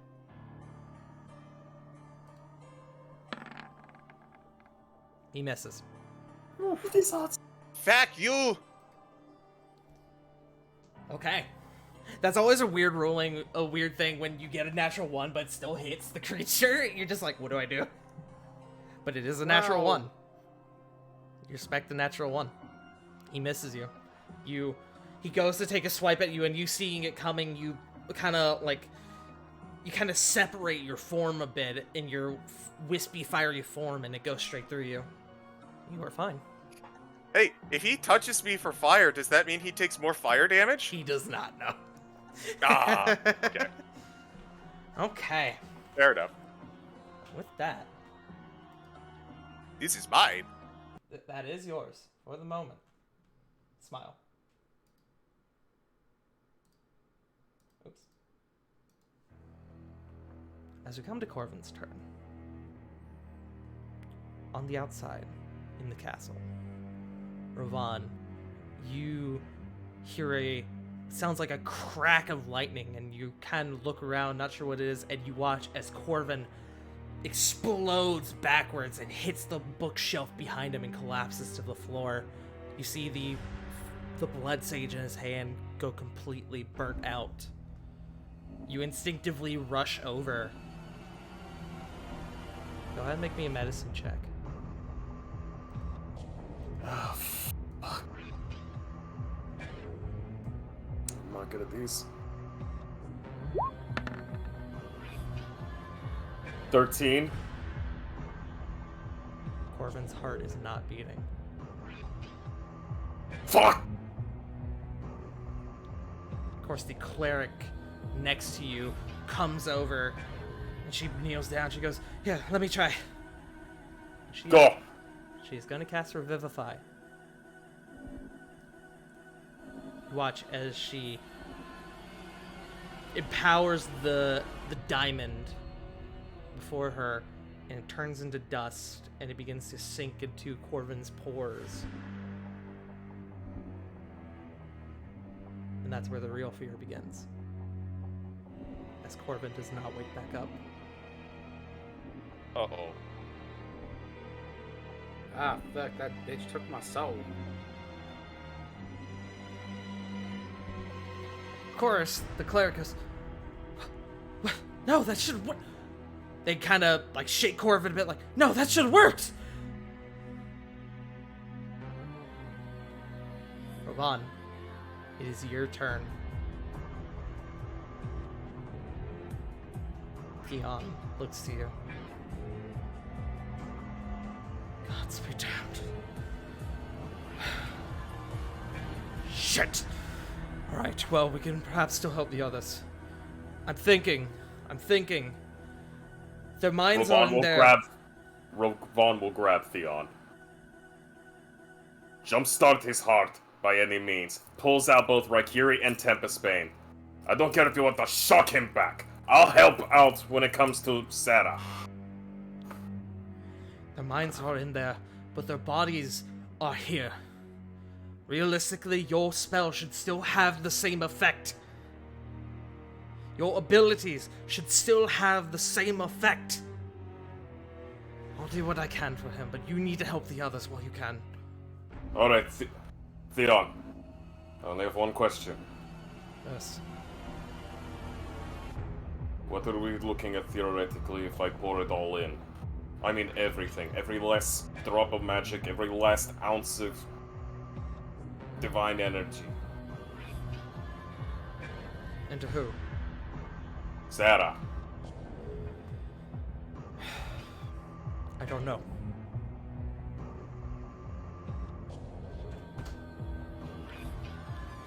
Who opened that door? I thought this was the bathroom. Fuck it. The real Raven fucking busts open the door and comes over and kind of sniffing Sarah, begins to lay by her side. Worried. Looks to the cleric. You keep him up and active by any means necessary. Jumpstart the hut, I don't care. Goes up to Sarah, goes to Kieran, looks at Theon and Kieran. I'm about to pour a fuck ton of energy into Sarah. Okay, do it. Left hand over right hand, putting both X formation on top of Sarah. And I have a serious question to ask, Tart. I have a serious answer to give you. I've done this once. You allowed this because of rule of cool. Okay. Pour every last spell slot I've got into this. I'm talking supernova-based energy pouring. Into? Sarah, just empower them. Well, I mean, like, are you casting a spell? Are you doing lay on hands? What are you doing? Lay on hands. I don't care if I gotta burn spell slots to empower the spell. If it's possible, something. Unfortunately for this, I won't allow it. That being said, how many lay on hands are you pouring in? All of it? All of it. I don't care if I even have to pour in a channel divinity. How many lay on hands do you have, Ravon? What's your total? 50. Okay. Okay. Ravon, you go over and you just, like a well, just pour all of your divine energy into Sarah. And you begin to look around you. And your friends, who now that you see them, you can see their wounds encompassing their bodies, begin to heal. As you all are tethered to Sarah, Corey, Lily, and Flint, you all get 50 hit points from Ravon's lay on hands. Yo, let's go! Oh, you don't know how much that Bless saved Lily. me! Bless for Lily. I was down to 45! And with that, Ravon, that is going to be the end of your turn. That's fine. Corey, we are up to you.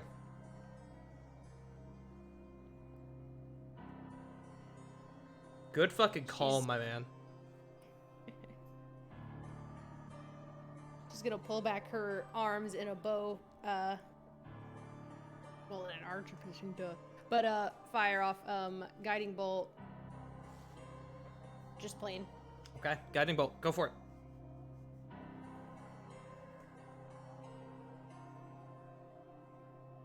27. 27 will hit. Yeah, roll damage. He is now 46. encompassed in light.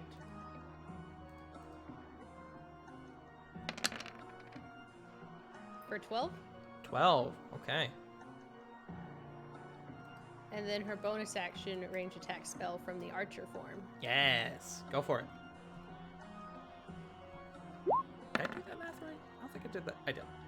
Fuck, that's 13 again. 13 got advantage. unfortunately does not hit. It would be at advantage. That is true. Because you just hit him with guiding bolt.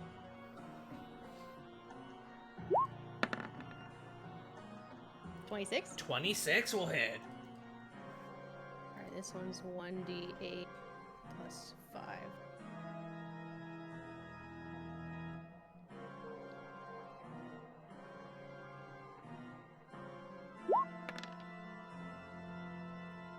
Eight. 8. Okay. It's also radiant damage. Yeah.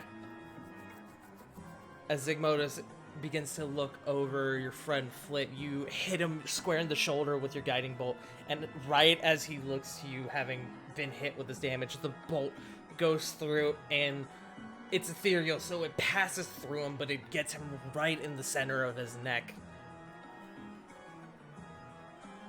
Is that your turn? She's going to glare at him. That's close enough. Okay. Okay. Baring her teeth at him. Make me an intimidation check.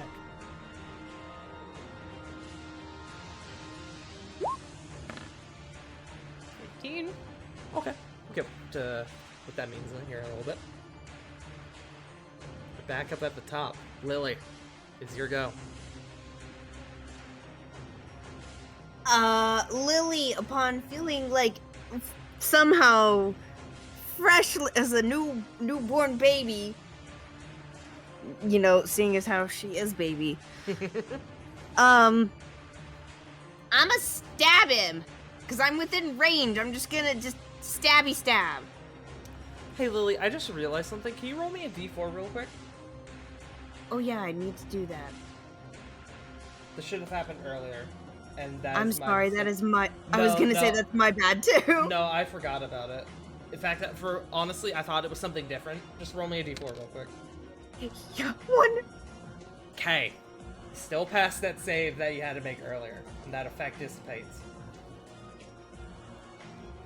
Very important.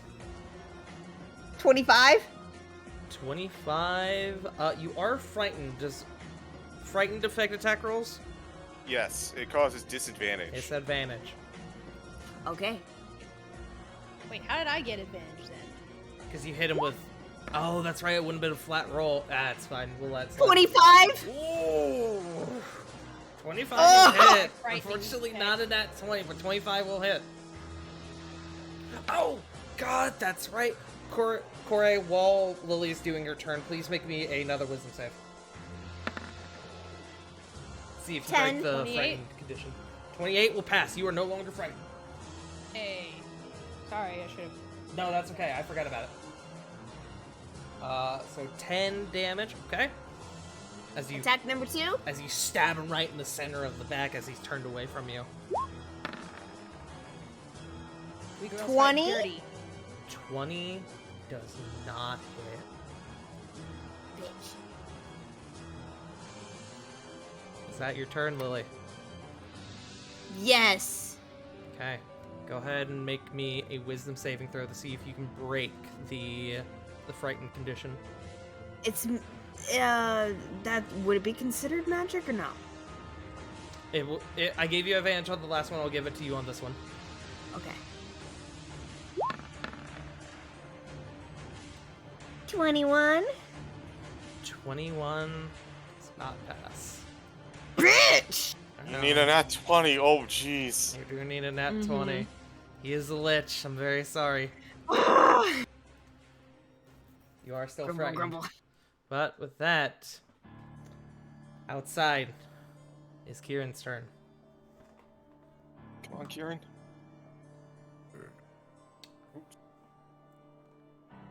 Okay. Okay. Okay. You watch Rovan as Kieran begins to just yell, and this massive amount of energy begins to get pulled out from Sarah, and it, where it was like a mixture of blue and red, it is now crimson as it is getting forcefully pulled out like a flood and down, down, down into the flask.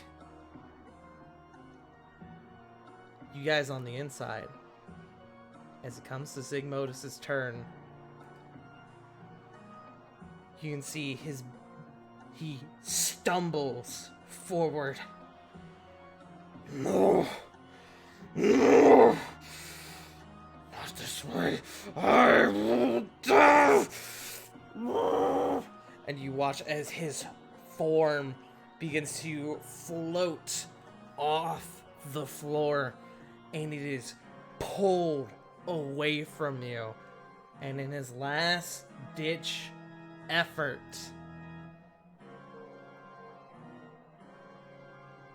he throws down what I can only describe as a black hole down back at the spot where he was. And I need Lily, Flint, Weston, and Corey to make me intelligence saving throws as his body is just completely encompassed in these purple runes once again as he's sucked into the air. 17? Okay. Oh wait, save. Save. Wait a minute. Fuck me at 9. Will I have my advantage? Oh, that was you. You will have your advantage, yes. Yeah,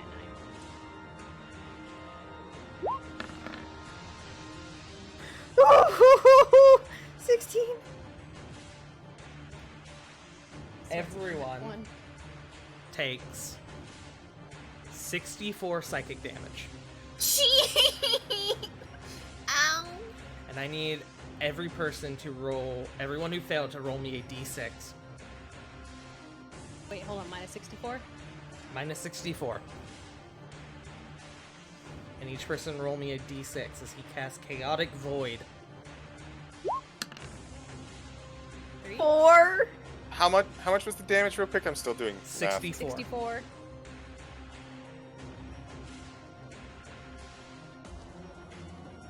And a D6 coming up.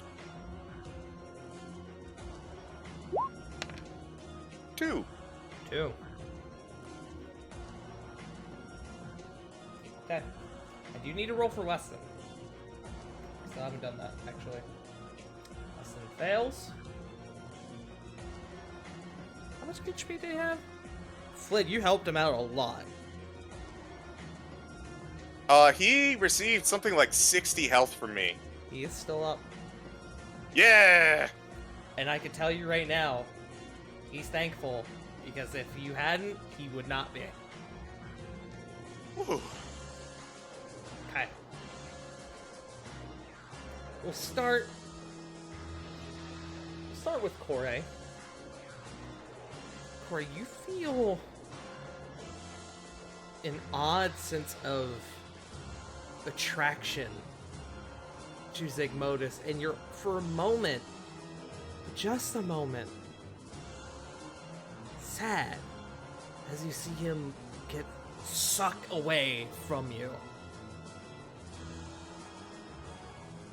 Normally, you would go under the charm effect, but it's just for a moment as it then fades away.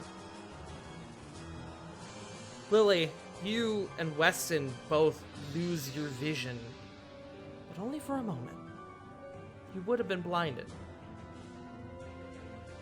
And Flit,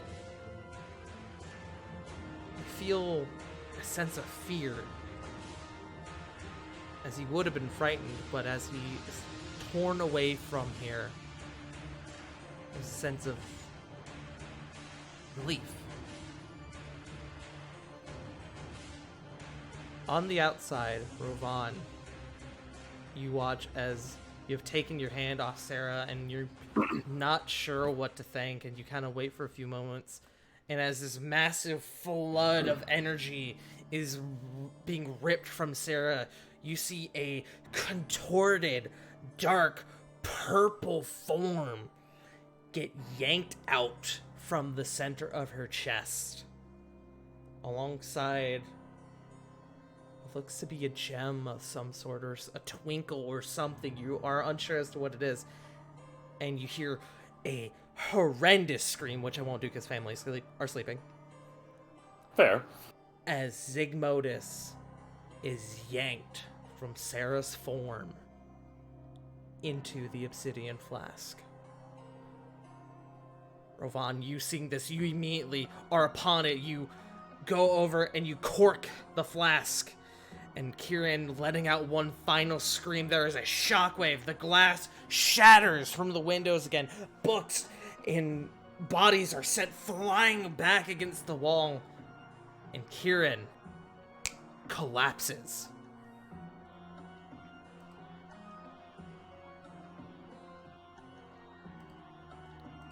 You guys have officially defeated Tsig'Motus. Yeah! Fuck that guy! Fuck that guy. What a piece of lich! I had 31 HP left. 32. Hey. That last spell was nasty. That was his last That ditch was effort. And truth be told, he nasty. technically shouldn't have gotten it because you guys just got healed. I wanted to do something cool for him on his way out. I mean, I get it. I have 59. You I, have 0. I Yeah, got I hit know. once, and it hurt. Like, fuck. I technically have full health. Thank you, Fire Elemental. You and your wonderful, lovely 100 temp HP. It's beautiful. So, I have a question. We'll get to that in a moment. Got it. You guys on the inside, there's a sense of calm, quiet that begins to fill the space you're in.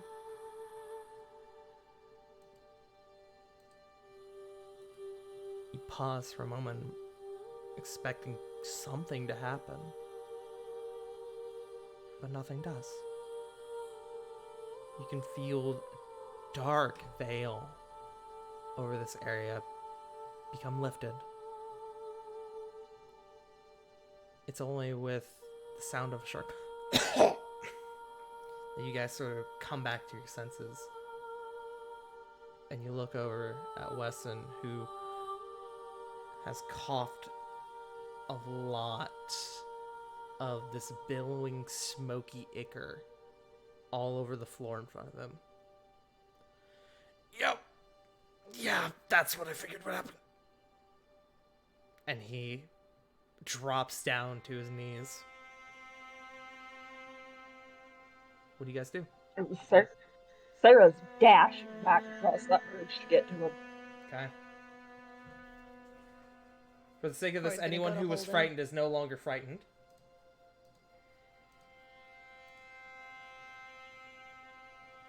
Sarah, you make your way over, you said? Yes. You rush over and you kind of come to a slide and you kind of begin to come over him.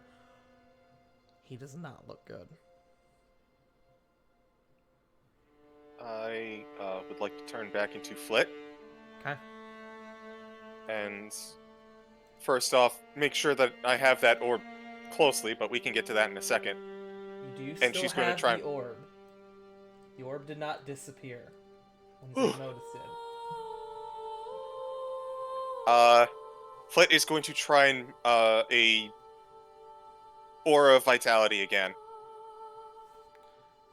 You go to cast Aura of Vitality, and Weston puts his hand up. Don't bother. I knew this was what was gonna happen. Fortunately, you can see smoke and ichor billowing from his mouth. He's breathing heavily. Unfortunately, we were somewhat connected. In life and in death, I guess. He's gone. I don't got a lot of time. And he kind of holds up his other hand, and Sarah, you looking at it, you can see his skin beginning to flake away. Sarah will actually take his hand. Okay. Shit. No. No. It's God alright. damn it, there's gotta be something. It's alright, kid. It's alright. Now, my spirit will get to pass on or whatever, and hopefully y'all end up in, well, no offense, kid, but somewhere better than this. Kind of looks around. Sarah, you can see, you looking around, you can see the colors beginning to swirl and move more intently. You can see more shades of purple and blue beginning to come forth.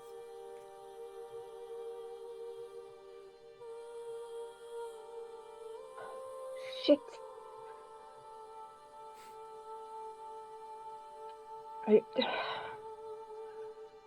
Your body's back in Dry Hollow. I had arranged for it to be buried with Mom and Dad. I know, kid. I know. Well, no surprise when you're in somebody's head, you kind of get to be aware of everything that they're doing. I appreciate it. Alana's okay. She came to visit me before this happened. Good.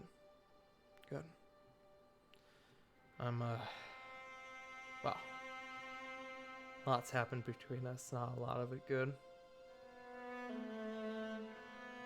So it would be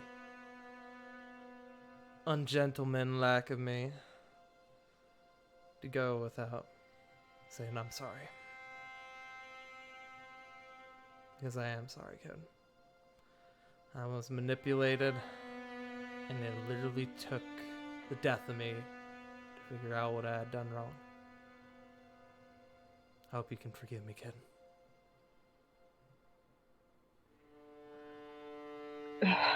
As he says that, you can see his left arm completely separates from his body, and it hits the floor and turns into a cloud of flakes, almost lightly, and begin to scatter upwards.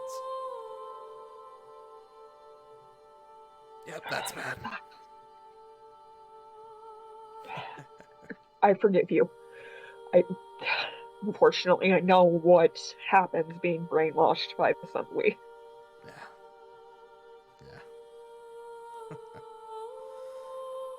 At this point, Sarah, you see Raven approach.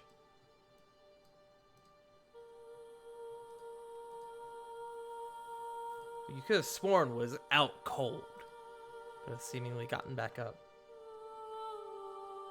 And as you make me investigation check with advantage.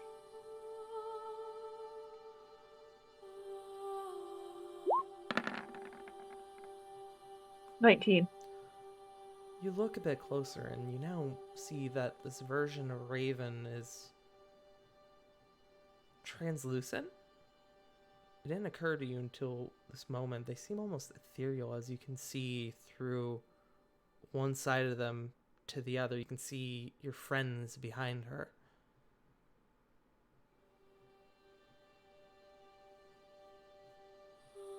She comes up and she sits in front of Weston. Weston takes his hand from you and he slowly traces it down Raven's head. We got along just fine, didn't we, old girl? While we were in here together. You hear Raven kind of whine a bit. Yeah, it's alright. It's alright. I'm going somewhere better. But, and he looks back to you, Sarah. And he takes his hand and he puts it on your cheek. I ain't gonna be gone. I'm going, but I ain't gone. Kinda, as his face begins to sort of tear away and flake off. Do you have any final words for your uncle? No, but Sarah is going to put her forehead against his. Okay. You do your... May your afterlife be fulfilling.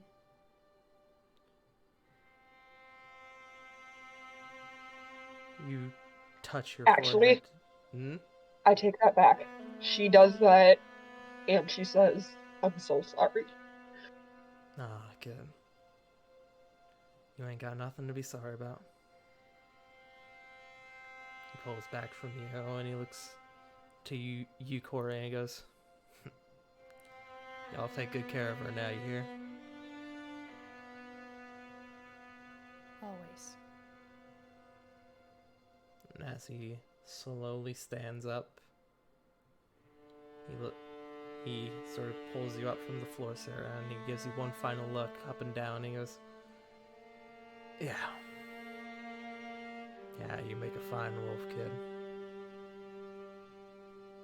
And at that, almost with a gust of wind, his form goes up in a cloud of flakes.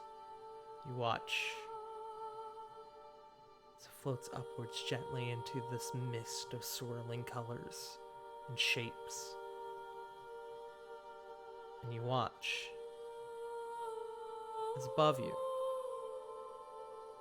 you can see his face beginning to form amongst the others as Weston has embedded himself in your memory. And Sarah, as you have forgiven your uncle, you are bestowed the boon of forgiveness. You can now, 3 times a day, if you miss a target with an attack, you can use your bonus action to mark them. The next roll made against this target before the end of your next turn will have advantage from anyone. Whoa. Can you send that to me so I don't I am putting it forget? in the in lore drops. Okay, thank you. But you have one essentially last gained thing. the ability to incite free advantage on targets. Oh, cool. Right before Weston had, like, flaked away completely, Sarah would have had just this little smirk through the tears and barked. Okay.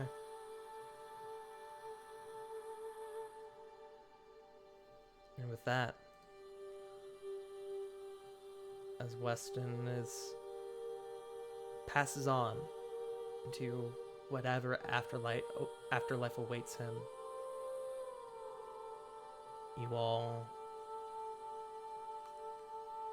notice, you look down and you can see your bodies beginning to sort of become more translucent. And you can feel yourselves being pulled from this place. Does anybody wish to do anything before you are removed from Sarah's consciousness?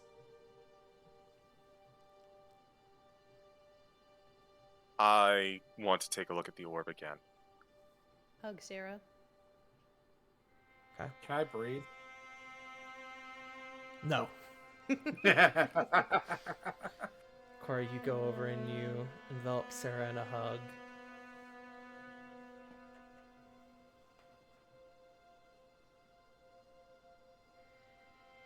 Do you wish to say anything, or do you just want to sort of sit there? Just give her a good squeeze. A reassuring one that sits there for a minute. Okay.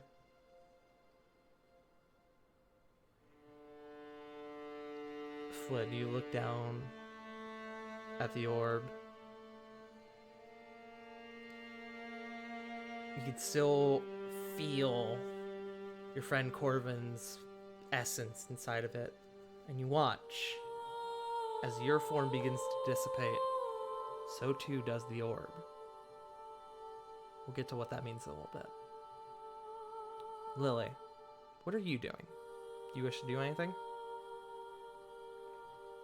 Lily is crying. Lily's just watching all of this go on and is sobbing.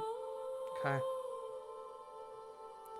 And as you all look up and see the almost starry constellation of Weston above you guys in this dark blue swirling sky, you all sort of let yourselves go and are removed from this place. You all awake with a start back in the castle. Flit, you still have the orb.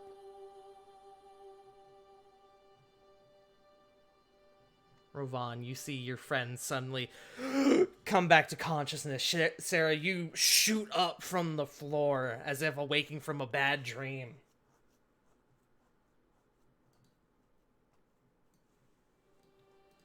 Theon looks at you all and goes, oh, it's done.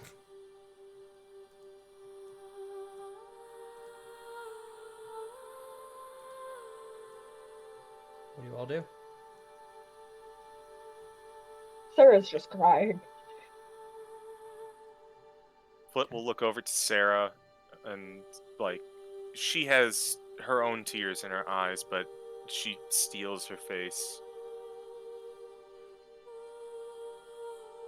We're not quite done. We've got one more soul to deal with, I guess. I don't know what exactly it is. And she holds up the orb and she just kind of like brings it on over to Corvin.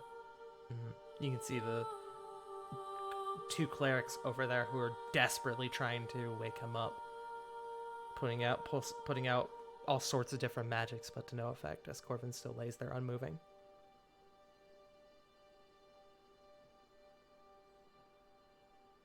Flit.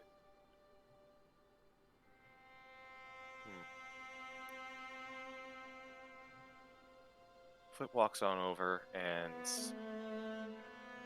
here, maybe this will do it. And she is going to, I guess, try and put the orb back into where she saw Tsig'Motus take it out. Mm-hmm. You lean in close and you almost like trying to like put a puzzle piece like in like one of those like square blocks in the circle hole. You kind of like awkwardly kind of move it closer to Gordon's body, kind of like, how do I do this? And you watch as you get close enough, you feel a slight tug and the pull gets stronger as the orb is ripped from your hands. And it embeds itself in Corbin's chest and slowly begins to sink inside. Corvin, you awake with a start.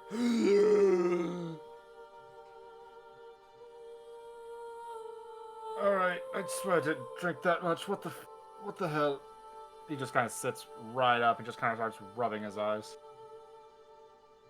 Corvin, you feel like you've been hit by a truck, my man.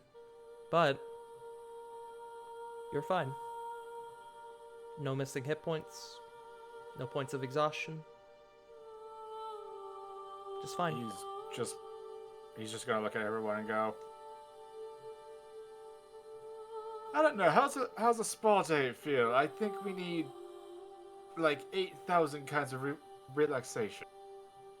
Oh, and he just kind of looks towards us, Sarah. I'll be over here then. I don't want to ruin him. Is Theon in the room? Theon is in the room, and you can see a wave of relief kind of go over his body as Corvin awakes. Which, by the way, Corvin, one last little addition to you. You were completely aware of your surroundings while you were inside that orb. So I saw everything. You saw everything. It was like looking like through like a crystal ball from the inside. So what you're saying is, I was. Tapping on the glass. So what you're saying is, I was looking at them through the glass, but I didn't know how much time has passed. Correct. It felt like forever though. Correct. I think we're crossing the streams there, Punk. I know we are. We're both making references though. I love Corey Taylor.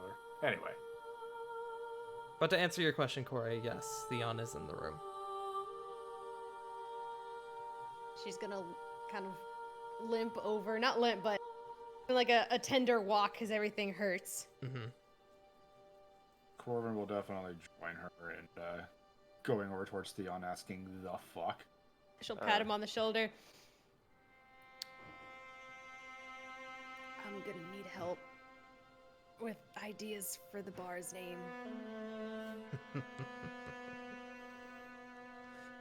We can That's workshop it. after a goddamn nap. Don't hug me too tight if you do. Everything hurts. At that, the door busts open and you see there, breathing heavily, Diana, who looks at you, Corey, and she comes over and she just takes you in a big hug. Oh God, Blaine, I'm so sorry. Ow! Oh, sorry. You can see It's fine. tears sort of welling up in her eyes. Good, because tears are coming down Corey's partly from pain, but also like, damn, am I glad? Am I glad you weren't there? Is everyone I think okay? you're gonna make it.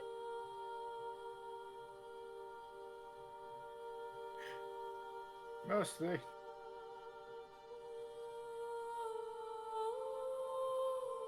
Corvin, Zoop. you feel a tug on your sleeve from behind you.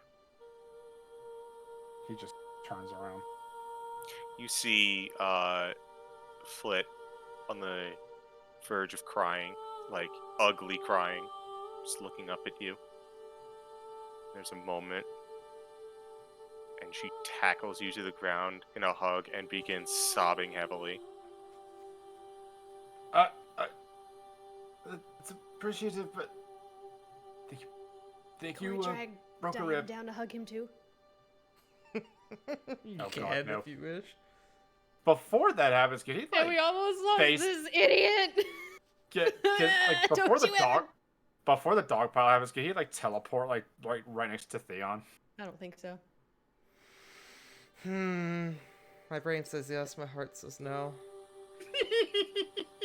Make me a charisma save. No, All right. wisdom save. Fuck you. You're a bard. Fuck off. I was gonna say Wisdom Yes, save. wisdom. Can I make an aggressing wisdom? No, we'll I want to see what he rolls. Yeah, this is not gonna go well. 14. I'll let you decide if you wish to. Like, in character, like the moment he would like see a potential dog pile in his and a lot of other people's is very obvious fragile states, he would definitely try to not make it worse and just teleport, use phase step right and get right next to Theron. Not Theron, Theon. Yeah. Okay. You dick.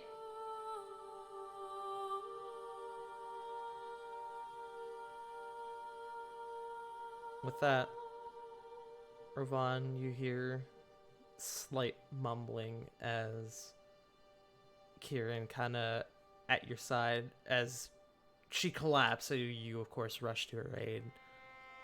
She slowly becomes conscious again after passing out. She looks up at you. Did we win?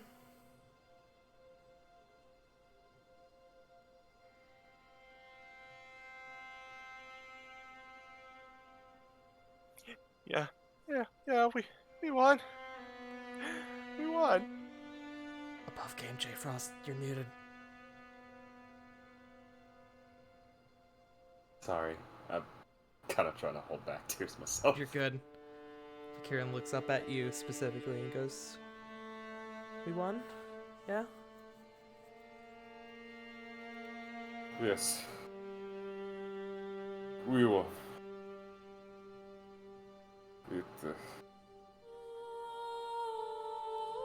It's over.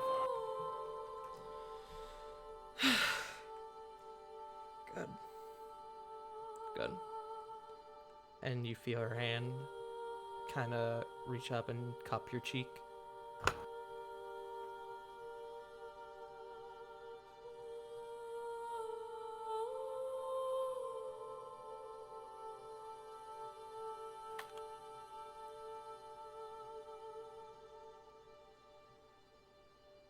Theon, Yes. never ask us to do this again. And he's going to hug Kieran as tight as possible. Hey. Aww. And with that, I believe that's a good spot to end for the night. If that's okay with everyone. It's fine. Yeah. As the pressure and tension in the air begins to flood outwards from this room, and tears begin to flow, that's where we are going to wrap for tonight.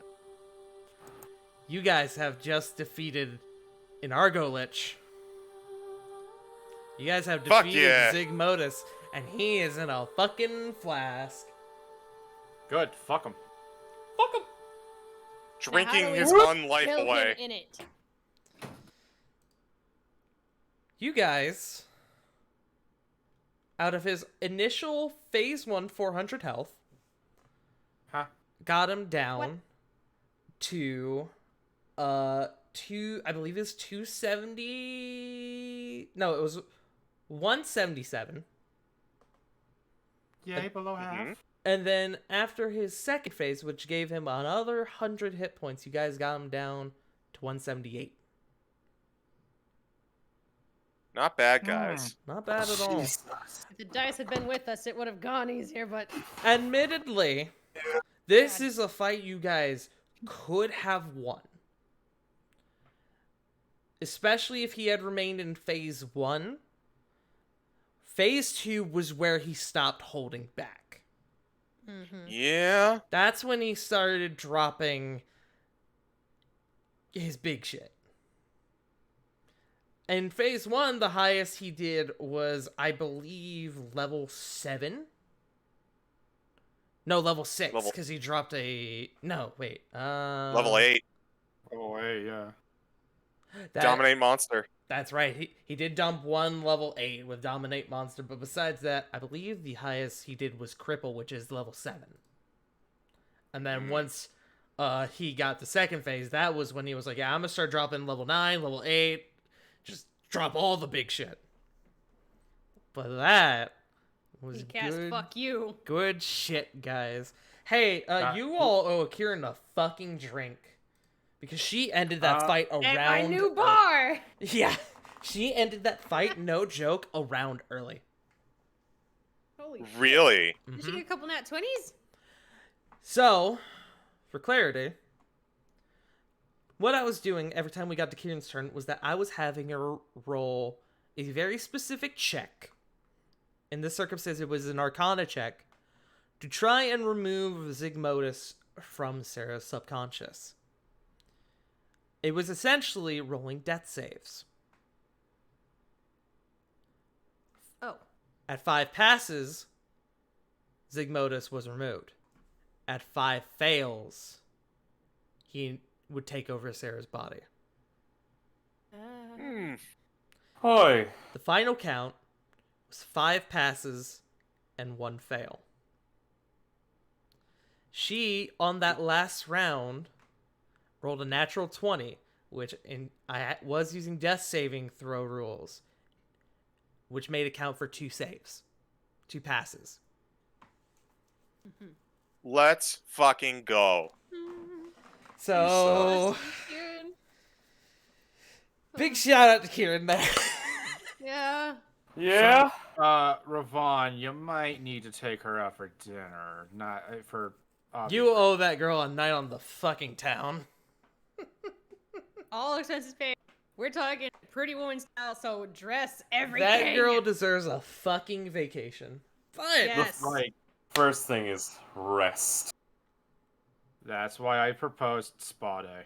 But with that, Asera is expunged of the curse of Tsig'Motus, the Argolich. In the memory of Weston Smith, the story of Weston Smith finally comes to a proper close. Well, I mean, I already said we're going to wrap up, but I'm going to do it again. That is where we're going to wrap for tonight. Let's go ahead and do our outros, shall we? Let's go ahead and start with the subject of the matter. Sarah, where can people find you? They can find me crying my eyes out at twitch.tv/wolfstalker16. For fuck's sake, Tart. It's always good to give proper closure to, like, a villain, you know, to a major character. Fuck's sake, you had me like ugly crying. He was a villain, but he was your family. He was And the only family she had left. All it took for redemption was actually fighting a lich. Kind of puts things in perspective. Yep. Oh, Jesus Christ.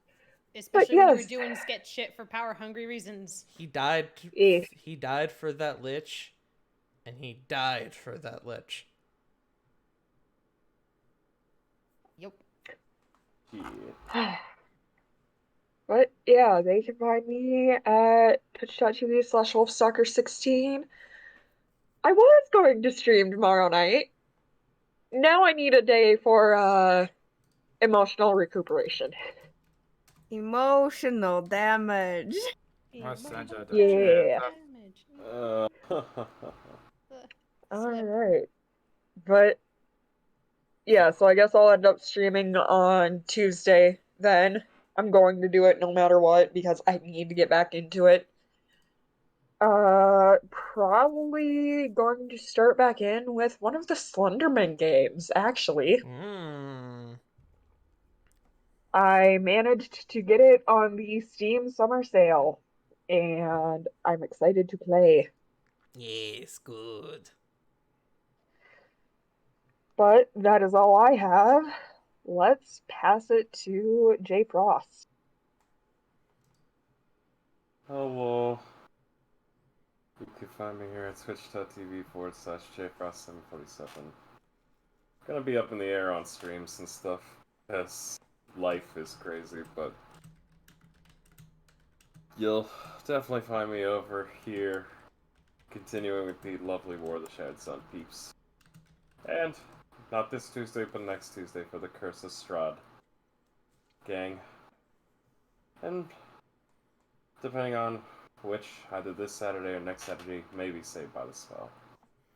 Over at twitch.tv/burnoutmon. Passing off. Joe, here. I'm too damn drained. Sure, I'm just gonna kind of just hang on to this real quick. Hey, everybody, I'm Joe. You can find me on Twitter at @TheJoeMojo, where I post a bunch of nonsense and updates, probably, for my streams at twitch.tv/Joe_Mojo, where I am the host of MNW Firing Line, your one-stop recap shop for everything Multiverse Nexus Wrestling. We just had Multivania this past weekend. Yeah, we did. And I did I technically did 3 streams this weekend. So I did Firing Line on Friday and both pre-shows. I do like to thank everyone who came out for the pre-shows and all that jazz and was able to give donations and whatnot. It was I'm just so glad everyone came out to contribute. It was awesome.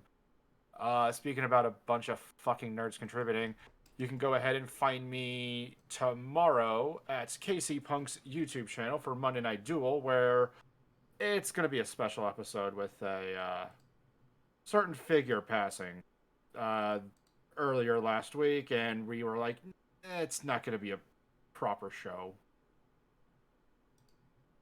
Until then, Sedge. Huh. It took me a second because I thought you said siege. Yeah, that's why I said Sedge. Sedge. Sedge. Hello. You can find me nowhere because I don't much care for social media, but you can find me over on Burnout Vaughn's channel, where, as previously mentioned, Saved by the Spell campaign is a happening. And you can also find me every other week on this channel on Tuesdays for the Curse of Strahd, in which there was also a very scary fight that just happened. Mm-hmm. Some people's bones and organs almost got drank. Mm-hmm. They had it handled. It's fine. Yes. But, well, that's not the end of a certain vampire's machinations, I can tell you that much. But that's it for me. Let's pass it on over to Viva. That's me. You can find me over at twitch.tv/WickedRiver97, where I will have a special guest with me most of my week. So stay tuned for that. And then I'll have another guest next weekend, and then I'm busy pretty much till like the second week of August. So I am absolutely stoked. But there's that. Who has not gone? I think Punkles. I think everyone has. Bonkles. Punk. Yeah, Damn. Punkles. Don't let her Punk. escape. Punk. Not allowed to pull a How Joe. dare. Yeah, you're like, listen, I perfected that shit. You can't pull a me. Punk. You can find me on Twitch, Twitter, Instagram, and sometimes TikTok at PunkYardDog. Getting the one of the roommates moved in this past weekend, so been a bit busy with that. So I didn't stream Saturday, but I did stream earlier today. My first look at Hollow Knight. It's really cute. I'm really enjoying it. They're cute. It's gonna be a game that I whittle away at. I may like play other things, but I will come back to it because it's cute. And I know it's difficult, but as I learn more things from other games, I feel like it's really just gonna help my play and help me go at it from a better angle so I don't just get mad at it, you know? But I will whittle it down. I do enjoy the game. And that's about all I've got for now. Okay. Guess that leaves me then, huh? Yep. Thick. You can find me here at twitch.tv. Punk, you fucking nerd. I see that you didn't shout yourself out in my chat. I was shouting everyone else out. It felt weird to do it myself. You're the one getting shouted out. No. Shout I'm yourself. not doing it. I did it. It's Do it. fine. But you can find me here at twitch.tv/fartingtart, where I'm moving on Thursday. Hey, There you are. I'm stressed and scared. you got this. I You got this. I do at this point. I may have my mic may have sounded a bit more echoey today, as I now currently have more things packed than not. But yeah, I'm gonna be moving in with Punk and Jackals, and we're gonna cause havoc. Hell Yeah, yeah. we are. I believe we are still on for Trials of Eidos tomorrow. But besides that, let me think.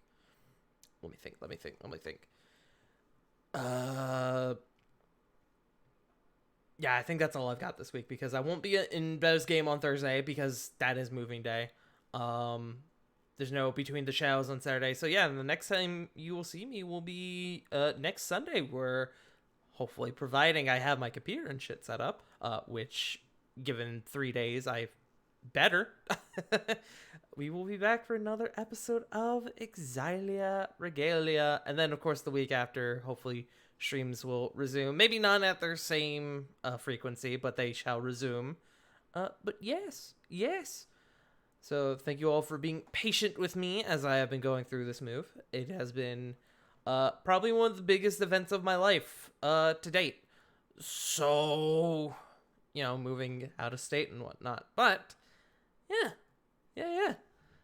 Let's go ahead and find someone to raid. I think we should raid Haza. Yes. We don't he get to probably raid needs the Haza help. very often. Hamza. Yeah, it's either Haz or Papa. Oh, he's playing He's Pop. Klonoa. Yes. What is Klonoa? I don't know. So It's that weird, like, rabbity thing with the blue backwards ball cap, and it's, like, colored black with white patches of fur. it's a platformer that for I believe the early PlayStation years that recently got remastered.